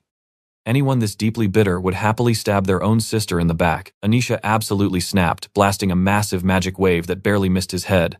Class is cancelled for the week, and trust me, you're gonna want to see what happens next. Alright, let's watch these high schoolers react to their boy getting wrecked. They immediately ditch him as their leader. Honestly, these fake friends only showed up today to build networking connections anyway. Anisha sighed, calling it a waste of time. She flat out suggested everyone just pretend this whole embarrassing mess never happened. She glares at Jaeyun, warning him to watch his back next week. If he wasn't chasing her sister's cash, his school life was officially ruined. He opens his mouth, but Sorrow cuts him off, demanding to know what kind of crazy magic Anisha just used. Sorrow figured Anisha totally staged this whole drama just to test him. There was zero chance she actually cared about her in the first place. Now, she was completely obsessed with anything involving Sorrow. Finding out about Jaeyun just made her want to ruin their bond. Next step, yanking him right out of their entrance exam squad. That horrifying thought gave everyone literal chills. But our MC, he didn't care at all. He was way more focused on that insane strength that vanished when Anisha powered up. It finally clicked. This wasn't some god-tier power to destroy the unkillable. It was just raw strength, awakened by the spell, reacting to pure danger. Saro glanced over, asking if he was all right. He was acting way colder and weirder than normal. Dropping his fist, Jaeyun brushed it off. Right now, he just desperately needed to learn magic. Fast. Now, pay close attention here. The sophomore finally wakes up spots Jaeyun standing there casually and instantly panics even more. He was totally confused seeing Jaeyun, but then Mayos awkwardly walked over to apologize. Mayos thought the dude could handle a single punch, never expecting him to get publicly humiliated like that. The bruised sophomore just sighed, admitting he deserved it. He realized he was the absolute worst for acting tough in front of a district tragedy survivor. He actually felt terrible for being so deeply rude. Honestly, he admitted he was just thankful to be breathing. Jaeyun raised an eyebrow.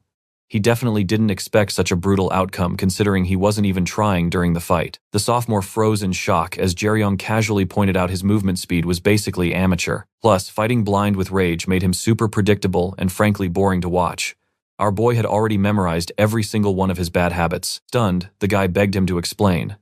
The MC casually mentioned checking the security footage outside, instantly dropping some hardcore specific advice. Fix your center of gravity before swinging those arms and lean hard into the foot you step out with first. He even typed the whole breakdown into his phone. Seyum smirked, knowing the senior was mind blown. Jaeyun wasn't shaking him down for cash, he was genuinely giving him a free masterclass. It was pretty cool. Our MC loves getting real feedback from veterans. But this guy, he was completely stunned. I know what you're thinking, helping the guy who just backstabbed him. Yep, but our MC literally does not care. The guy got humiliated enough, so why hold a grudge? They came all this way to train, and splitting up now would just be a huge waste of time. Playing the helpful junior, he told them to grab his number so he could easily send that painful security footage. Walking away with Jaeyun, Cholan scoffed. Those other high schoolers were absolute garbage for instantly ditching their so-called friend like that. That betrayal stung. Later, the boys finally caught up with Seyum, who loudly announced they still had a ton of work ahead. Time for hardcore spell theory. She kept it simple, directly comparing magic to literal gasoline. Spells burn it, and higher quality fuel means explosive results. The MC looked totally lost. Jaeyun tried breaking it down again while Saro chimed in, saying she already covered this part. Basically, a massive pile of cheap newspapers will still easily lose to one burning super hot ember, simply because everybody has a strict absolute magic limit. She flexed that her own rank was a solid C. For mages, that's top tier strong enough to blast enemies or massively buff her squad. Learning basic self-enhancement mid-battle would be an absolute game changer. Hearing that, Jaeyun's eyes completely lit up. His physical stats could skyrocket. If this enhancement stacked like his kill blood skill, he'd become an absolute monster. He instantly asked if a week was enough to master it. Seyum just stared at him. No rookie is mastering anything in 3 days. As a veteran magic user, she knew exactly how brutal the actual learning curve was. Just wrapping your head around the absolute basics takes weeks. Stat boosting was just the tip of the iceberg. Out of nowhere, that humbled high schooler stood up, offering to be their tutor. He awkwardly asked if Jaeyun minded learning from a total jerk. Turns out physical self-enhancement was literally his best subject this year. By sunset, our boy miraculously cast the weakest spell ever, Fire Sprout. He's amazed, but the senior quickly told him to calm down. If it didn't spark, he'd be medically concerning. Literally anyone could force that pathetic flame out, zero actual skill required. So what do you and I think? Should he add water or make it bigger? Let's dive right in. The sophomore tells our boy to keep that spark alive and focus inward. First, he has to feel the magic. Our MC is totally confused. How do you feel something you've never felt before? But the high schooler says it isn't actually new at all. Even if he didn't realize it, our MC has been leaking magic power this whole time. His internal energy is super active right now, making this the absolute best time to sense it.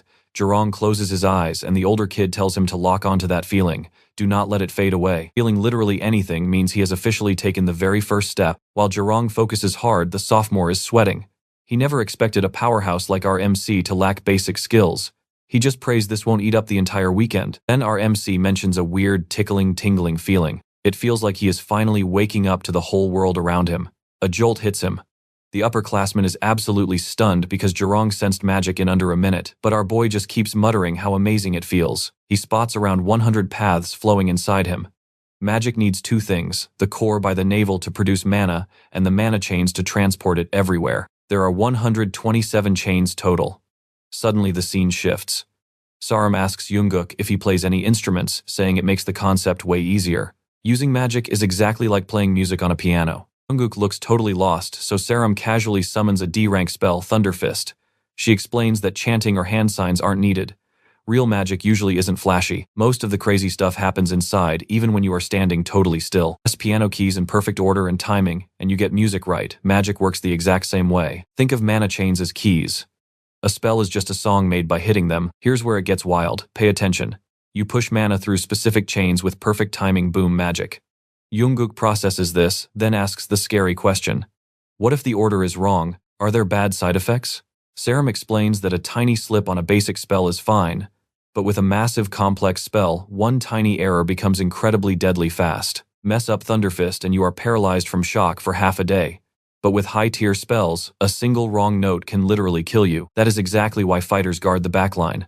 Mages need crazy focus, which is super hard mid-battle. Jungkook admits he tries sensing his magic during his free time, but he just cannot feel individual chains. Hearing this, Saram eagerly jumps right back into lecture mode. Jaeyun watches her, realizing she is incredibly chatty whenever it involves a topic she masters. Suddenly, he stands up. The upperclassman assumes he is bailing, but our boy casually says he doesn't need to continue the basic training. The older guy is completely lost. He tells MC to keep grinding the Fire Sprout spell until sensing mana becomes second nature. MC just smirks. It already is natural. He can't count every single chain, but he feels their exact locations. The senior doesn't believe him at all, so Jaeyun lists them. 2 end at his right fingers, 1 at the wrist, 3 near the elbow, 6 in the right arm. The left has 10, the upperclassman is absolutely speechless. We both know this trope, right? The absolute rookie is secretly a genius. He swears he isn't lying. He just wants to know the next step. Honestly, he doesn't even know what to call the senior since they go to totally different schools. Look, for most humans, the amount and locations of mana chains are identical. That is why they get numbered from 1 to 127. At this point, the senior decides to physically demonstrate how chains work. First, a basic normal punch. Then he draws power using the E-rank spell Muscle Breakthrough, telling Jaeyun to feel the massive difference for himself. The senior throws a punch right at our protagonist's face. Instantly, MC can feel the speed and raw power spike insanely high. A normal person would suffer way worse than a broken nose here. The upperclassman laughs because Jaeyun didn't even flinch from the impact. He admits that back in his first year he ranked at the dead bottom, so he relied on heavily training his physical body. Still, he quickly realized he had zero talent for normal magic. So he hunted for a new path. Instead of chasing rare talents he lacked, he optimized exactly what he had. His pure magic wasn't terrible, so he found spells he could actually master. That is exactly how he discovered buff magic. Buffs shocked him. Depending on your combo, the final result multiplies into something way stronger than simple math. Jaeyun instantly realizes that punch wasn't just one spell. Several buffs were stacked on top of each other. Staring at his fist, the senior explains the catch. Truly talented mages ignore buffs. They only ever use 2 or 3 at most. This guy, he needs dozens. Still, his grades hit average by sophomore year, and he leads his team, yet the elite snobs still treat him like a dirty cheater. Honestly, that is probably why he was so hyped today when an elite freshman asked to train with him. Even if she used him, he felt happy. Trust me, you and I aren't ready for what comes next. Let's jump right in. He just wanted some recognition, even if it made him look like a total show-off jerk to us. Being ignored constantly makes a guy desperate for attention. Then he finally notices the time, panics a bit, and starts apologizing while backing away. He tries saying sorry again, but Jaeyun immediately shuts that down. Time, not a problem. They still have 58 hours left, and he is genuinely hyped for whatever tomorrow morning's training brings. Flash forward to Monday morning. Everyone is grouped up, completely surprised by how refreshing the air feels. Who knew they'd train all weekend instead of sleeping? Yeah, zero sleep for these guys. Yet only Saram looks wiped out since Jaeyun and Jungwook casually rock a rank stamina. Saram admits she had no idea group training could be this insanely effective. If they were back at the center, she totally wouldn't lose to Kako Papa now. Meanwhile, the upperclassman mentions his taxi is coming and offers a ride toward Gangnam. He has his own school practice today over there. Our main character raises his hand asking to be dropped at any Line 2 station, so they all decide to just share the ride. Weekday morning traffic is always a total nightmare anyway. Looking a little awkward, the upperclassman admits this whole weekend actually meant a lot to him. Honestly, his best weekend since he was a literal 5-year-old.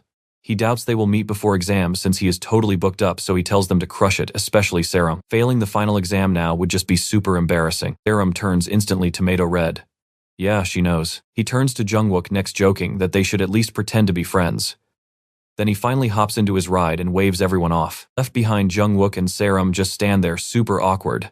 The sun comes up and Jaeyun happily notes they completely beat the morning rush hour. He openly agrees this was his best weekend ever too. Plus, thanks to the senior, he picked up crazy new concepts, crucial details, and a seriously special technique. Pausing, the older guy admits it is purely theoretical right now. Now, pay attention here. Watch closely because he admits it might just be complete nonsense. It might just be his own imagination, but the MC genuinely feels it can work. If it actually does, Jaeyun claims he could use it for communication. The senior is totally confused, but Jaeyun brushes it off as a long story. If he pulls it off, he will share the results, even suggesting a future lunch hangout. The upperclassman smirks and agrees, but only if our guy actually passes the entrance exam.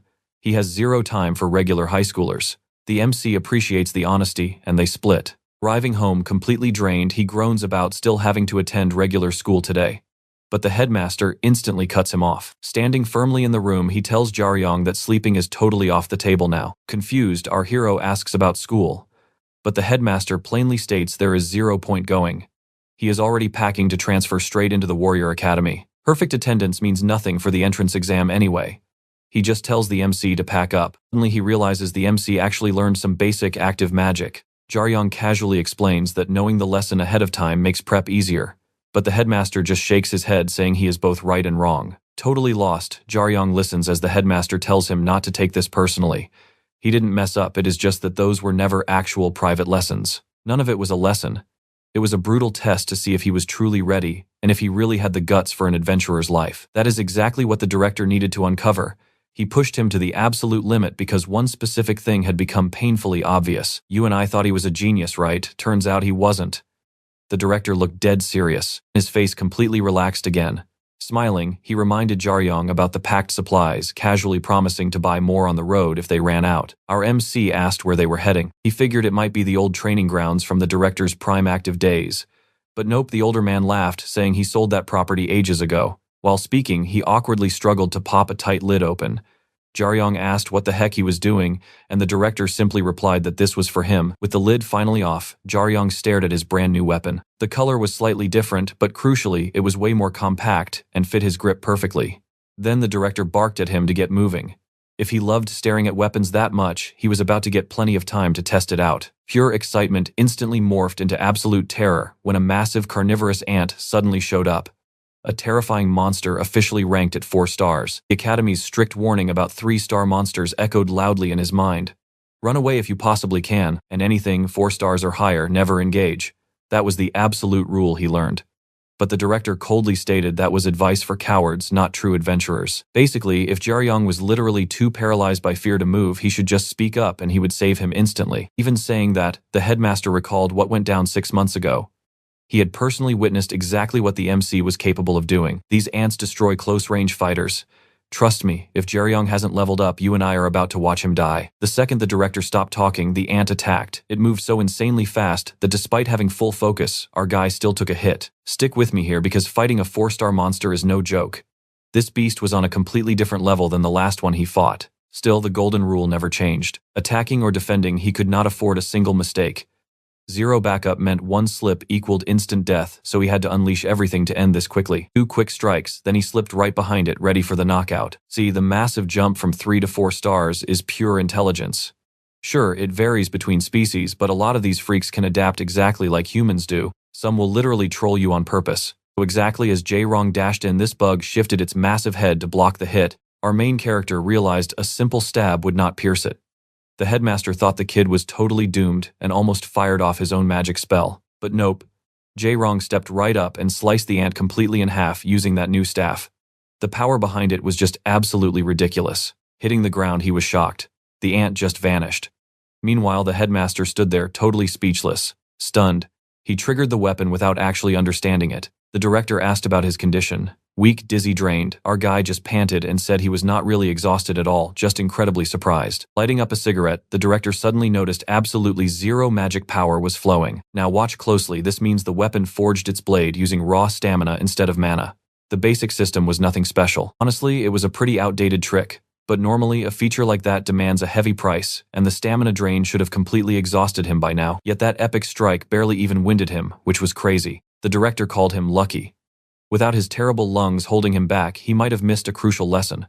Our hero totally agreed he would have lost otherwise. He fully admitted he should have lost, even though he knew his own abilities were not garbage, because honestly his combat fundamentals were extremely solid. And looking at pure fighting power alone, he was easily sitting around a gold rank adventurer level. That actually made Jae-rong blush, but the director brutally cut him off, asking if just being called good was actually a compliment. He knew 10 incredibly talented people, including his own father, and most of them died fighting monsters way weaker than they were. Boom. Right on cue, another ant charged straight at him. Then it clicked. This was the exact same bug he just sliced. It possessed insane super regeneration and completely healed itself in seconds. As Jae-rong rushed to attack again, he realized his staff magically morphed into a heavy hammer. The director noticed his combat stance, the swing angle, and the surrounding environment actually allowed the weapon to auto-select its absolute perfect form. That might sound like a minor detail, but for Jae-rong it was seriously the ultimate upgrade. However, no matter how overpowered that weapon was choosing, the wrong strategy guaranteed a total defeat. Plus, the clock was violently ticking down on him. A little while later, Jae-rong was completely covered in painful injuries. His strength was completely gone. Right as the monster lunged for the kill, the director casually stepped in, threw up a shield, and lit another smoke. He flat out asked our hero what his grand plan was, considering he could not dodge a single hit, much less actually defend his own life. Our guy complained that he smashed every single weak point, so what else could he do? The director simply smirked and said the answer was obvious: run away. Jae-rong hated hearing that because he desperately wanted a win. But the director stressed he could not just run around blindly. He had to lure it somewhere its healing completely breaks. You and I both know that feeling that is the exact second his entire vibe shifted. He finally realized the entire battlefield needed an immediate swap. There are exactly 3 ways to beat a carnivorous tree. The absolute best tactic, dragging it into a zone where it cannot suck up nutrients, since that alone fuels its insane healing factor. The headmaster explained that by simply dragging this monster onto solid rock or ancient ruins, he would have easily killed it 5 times by now. But the kid never even thought about the terrain. All our hero knew was spotting a weakness, taking aim, and smashing it way harder. He had 0 other tricks. While the old man lectured, our hero pointed out something he totally should have noticed. That freaky tree could easily smash through magical barriers. The headmaster just shrugged, admitting defense was never really his specialty. So against a massive tree like that, he always chose option 2. Just burn the entire thing to ash using C-rank fire magic or better. That the director noted is exactly why this tree sits at 4 stars. It is ridiculously dangerous, but it comes with one glaring massive weakness: fire. But if you cannot cast fire, then seriously just stick to the first method. This mutated tree is not actually a big deal once you know the secret. But before people discovered that trick, it was a literal nightmare for close combat fighters. Anyone with half a brain could guess fire magic kills plants. But the very first method was honestly even simpler than that. Back in the day, guys did not casually carry around military fire grenades. The first generation lacked decent attack spells, so brave adventurers literally paid with blood to develop these survival tactics. And trust me, those were the exact talented legends he mentioned. Stick with me here. Imagine dying to monsters that actually turned out to be super weak. Director looked right at him, changing the subject, and asked how it felt the very first time a monster completely crushed him. Staring at the floor, he admitted it was pure agony. Losing to a beast is totally different from losing to a human. It's an ugly, humiliating defeat. That heavy regret and totally empty feeling of learning absolutely nothing. Every single hunter faces that harsh reality at least once, paying a massive, painful price. If you are lucky, you survive shaken. If not, people die. And sometimes you carry the terrible guilt of surviving when your teammate did not. Standing over Jaeyun, the director clarified he wasn't forcing that blame on him. He just needed him to realize that forging a real hunter costs heavily, and endless training does not magically fix everything. Right after dropping that heavy speech, he tossed our main character a bag. He ordered him to run for hours, explaining that a dungeon's interior is never ever the same size as its outside footprint. Sure, from the outside, distances look totally normal, but the actual space inside can be completely mind-blowing. Take the Icarus jungle. Outside, it only covers 4 Seoul districts and Uido Island. Inside, it is as massive as the entire Korean peninsula. They quickly arrived, and the director told Jaeyun to look back and just absorb the view. They had stepped into the infamous Danger Level A Syndrome dungeon. Now, pay attention here. The director warned him not to relax because those basic 3-star beasts would normally wipe our guy out in seconds. For the next 2 weeks, the director planned to train him non-stop day and night. After that, the brutal daytime sessions would continue, but he would finally be able to survive the nights alone. Using absolutely everything he learned, he should survive a month, which is exactly his timeline until the big exam. All Jaeyun could say was sorry they only had 1 month. That brutal month literally flew by. Soon it was November, the day of the Warrior Academy transfer test. Sarum was incredibly anxious since he completely ghosted her for a month. and the test started at 9. Was he seriously planning to just not show up? Suddenly her phone rang. It was him. She turned around quickly but instantly realized something was completely off. Jaeyun quickly apologized for dodging her texts, explaining he was stuck without a signal for a whole month and had totally forgotten to warn her. But what actually terrified her was his completely weird appearance. Despite the super late apology, he begged for forgiveness for making her panic, promising to quickly wash up and come right back. Seram reached out to grab him, but the instant she touched his back, pure terrifying danger spiked, then vanished. Jaeyun immediately apologized again. He explained it was basically reflex now to flinch at anything behind him, but she gently told him to brush it off. She totally understood. Once inside the car, our guy finally explained everything. He claimed he loved the new gear and rushed over without his stuff, though he still looked incredibly on edge and nervous. For Seram, this was the absolute first time feeling such an intense aura from a human, which was the actual reason she freaked out. I know exactly what you're thinking.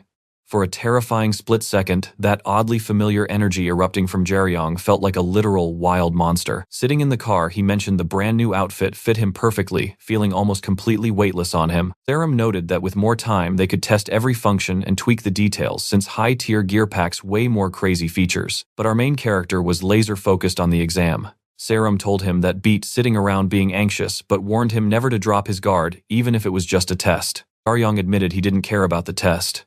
He desperately wanted to see the famous hero school Seram had hyped up for months since he had never actually been there. That massive school sat in Seoul near Namsan Mountain, right about 270 meters high. That area used to be a chill park, but the mountain later completely transformed into Korea's highest mountain region because it bordered the insanely massive Icarus jungle dungeon. Honestly, it basically became its own entirely separate dungeon. And because of that wild mutation 30 years ago, the government and the Hunter Association teamed up to completely clear it out. They gathered every available hunter, held a massive briefing, and literally nobody backed down. Although joining was totally voluntary, prepping for this epic raid took a whole year, bringing in literal astronomers and top physicists.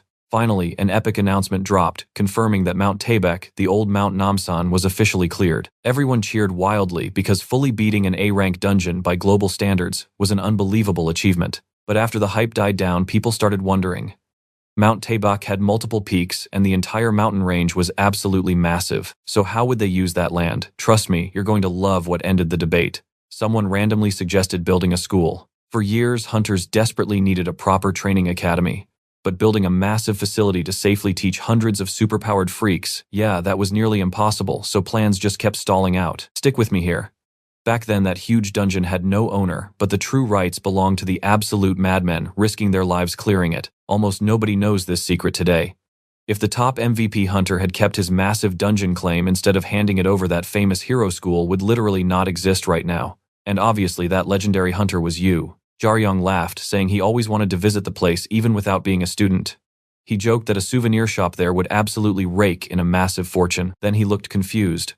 Why on earth were they leaving Seoul when the academy definitely was not up north? Sighing heavily, Jaeyun explained that total chaos broke out while he was away. He asked if the guy knew Jace, a ridiculously famous top-tier dungeon clearing squad. His buddies were huge fans, but they all died when the security lock shattered and their emergency shelter completely failed. Apparently, a high-level monster was right nearby when it happened. It was a total bloodbath, and investigators found sketchy medicine plus the bodies of famous VIPs at the scene. Jaeyun figured that must have sparked a massive public scandal, and Seram nodded in complete agreement. Public apologies dropped everywhere, even from the big Hunter Association. Public trust completely flatlined. She even admitted that before meeting him, she totally would have blamed the hunters for the disaster too. Now, pay attention, this is crucial. To calm the public, the association dropped several brand new projects, and that relocated exam site was one of them. That led our main character to ask about the Fang Maze. Mir explained it was the second dungeon completely cleared, after Taebaek Mountain easily ranking above a class. Back in the day, the legendary dragon Wazuka actually called that place home. Meanwhile, way down in the Jinsung Group underground forge, Zeke complained loudly. He had barely managed to drag a few barrels all the way down there. He asked if their grumpy blacksmith actually drank that insane amount so fast. The blacksmith just snapped back, telling Zeke to shut his mouth. He grumbled about not having real booze in forever, claiming this tiny amount would not even tickle his heavy liver. Zeke still warned him to lay off. This was 25-year-aged honey wine, an insanely potent dwarven drink that kicked like a mule. The blacksmith laughed, saying even stuck-up elves could not handle its kick, so he definitely did not need a lecture on how special this stuff was. Getting serious, he asked why Zeke actually came down. Any fresh news about Jaeyun? Zeke shook his head, not quite. He came to ask about the Wazuka maze, since the big association had desperately contacted the blacksmith about it 2 decades ago. The blacksmith scoffed, remembering they wanted to turn that death trap into a training ground. He called the idea complete garbage, so they kicked him out. You see where this is going, right? Zeke asked why he opposed it. The blacksmith poured another drink, saying elves should understand this best. Dragons always get super obsessed. Their cravings change, but once locked in, they never let go. Wazuka was a total fanatic for deadly mazes, and even among mighty dragons, this guy was an absolute powerhouse. He poured insane effort into making his nest completely deadly, mashing together Titan dwarf, human, and crazy elven techniques. He used absolutely everything to make it worse. No regular human could ever handle a monster with that much dedication. Zeke suddenly looked super uneasy. He honestly thought the elves and dwarves wiped out all those deadly traps 20 years ago, but the blacksmith chugged more booze, revealing that Wazuka had actually kidnapped over 1,000 skilled dwarves. He had zero clue how humans killed that beast, but it definitely did not happen inside the maze. Some crazy fighter must have lured it outside to finish the job, because if that dragon had stayed safely inside, no strike team alive could have ever touched it, period. And if the maze really had not changed in 2 decades, he was dead sure they only cleared the surface level. Something way worse was still hiding deep inside, and nobody knew how the dungeon would react once fresh meat walked in. Looking at Zeke, sweating, the blacksmith instantly guessed some complete idiots had already messed with the place. He smirked, saying any mistakes in there meant a brutal lesson, but maybe some genius rookie would actually step up and conquer the whole dungeon instead. Meanwhile, Jaeyun had already arrived at the Fang Training Center, the former dragon maze. The staff told everyone to gather and grab their passes in Zone B1. The whole field was completely rebuilt into a massive maze featuring crazy themes and insane difficulty levels. That part was already public knowledge. Sarum mentioned this was the very first time using this new site. Zero inside info for anyone, which honestly might be a huge advantage for Jaeyun. Plus, way more candidates had shown up today. Jaeyun just smiled, praising her cousin's handiwork. He could actively feel dozens of furious glares locking onto them, totally ready to rip them apart. Sarum nervously glanced around. She knew Anisha would try something shady, but 20 enemies at once was just overkill. Strangely, she could not even feel their hostile stares.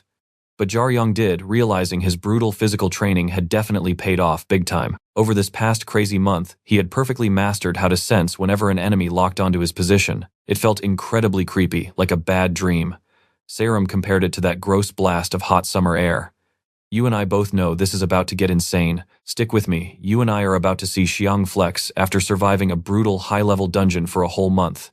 His danger sense, absolutely sharp. But this vibe right now, way heavier. Like dozens of crosshairs were locked dead onto him. In a spot like this, the only option is saying hello right back.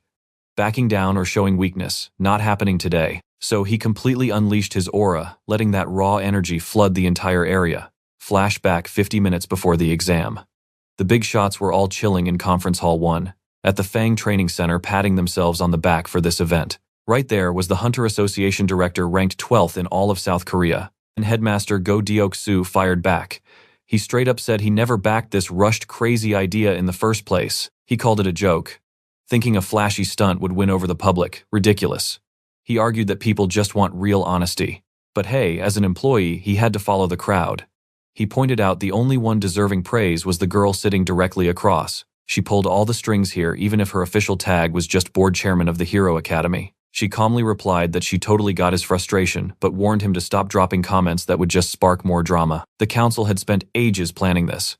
But honestly, nobody bought that excuse.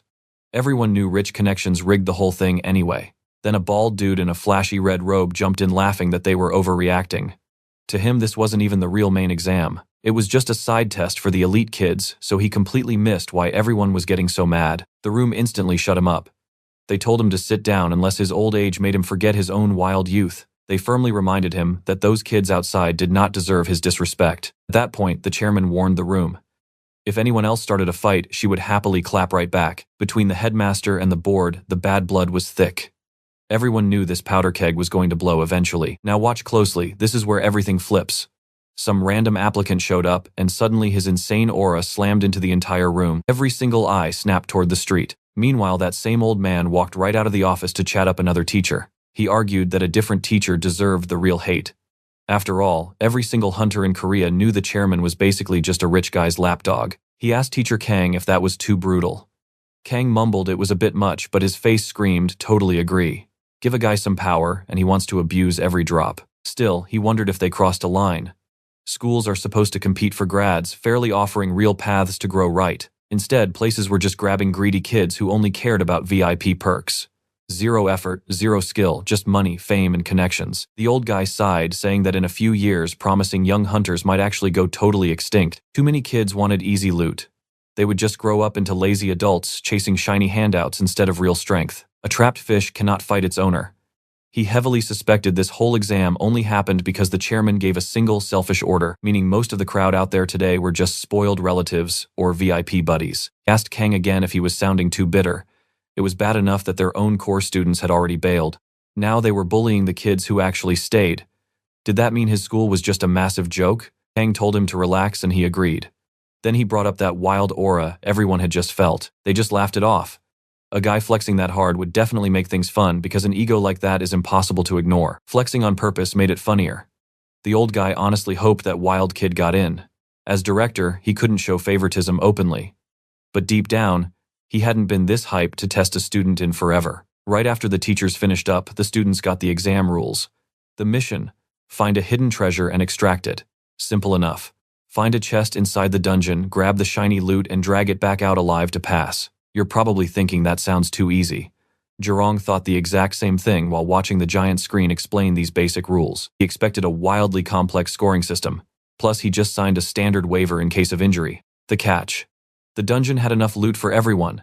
Literally zero cap on the number of passing students today. But here's the math. A quarter of the group going in still meant over 100 people. The teacher wrapped up, promising more details later. For now, they were ordered to the field to grab their waiting gear. Jaeyun was pretty annoyed they confiscated his phone. Still, he figured he and Serum would bump into each other soon enough anyway. Just then, two huge guys blocked an injured kid who accidentally bumped them. Trust me, you'll want to see how Jaeyun handles this. Stick with me, these two goons looked completely ready to jump him. But Xiaoyong stepped right in and told them to back off.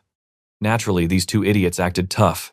2 against 1, plus they had the size advantage. Then our boy dropped his aura. He stared them down, making it crystal clear the only thing keeping them alive right now was the law. But inside the exam, oh, bets are off. Once the bullies chickened out, our main character picked up the dropped book and handed it back.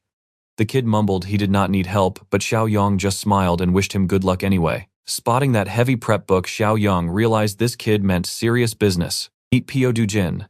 Just 18, but this genius actually grabbed second place in last year's massive freshman assessment. Now pay attention because we are about to watch this exam turn wild with only 10 minutes left before the maze gates actually open. Instructors barked orders, telling every single student to find their assigned doors. To Xiaoyong, the whole setup felt straight out of a crazy sci-fi movie.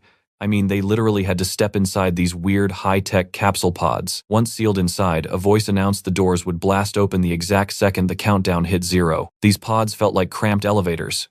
Everyone got a slick tactical bracelet tracking their vitals, time, and location. 5 seconds left on the clock. The Fang Labyrinth, also known as the Deadly Baskin Abyss. I know what you are thinking, this sounds like a trap. And yeah, even veteran hunters had zero clue what 6 secrets this maze was hiding. This place had a mind of its own, tricking everyone. Suddenly, Xiaoyong felt a chill. The elevator was shaking, acting completely wrong. Red lights flashed. The system screamed at everyone to evacuate immediately, warning that a massive emergency had triggered, and the walls were literally shifting. The terrifying truth finally dropped. This was not a training site. It was a hungry predator swallowing them alive.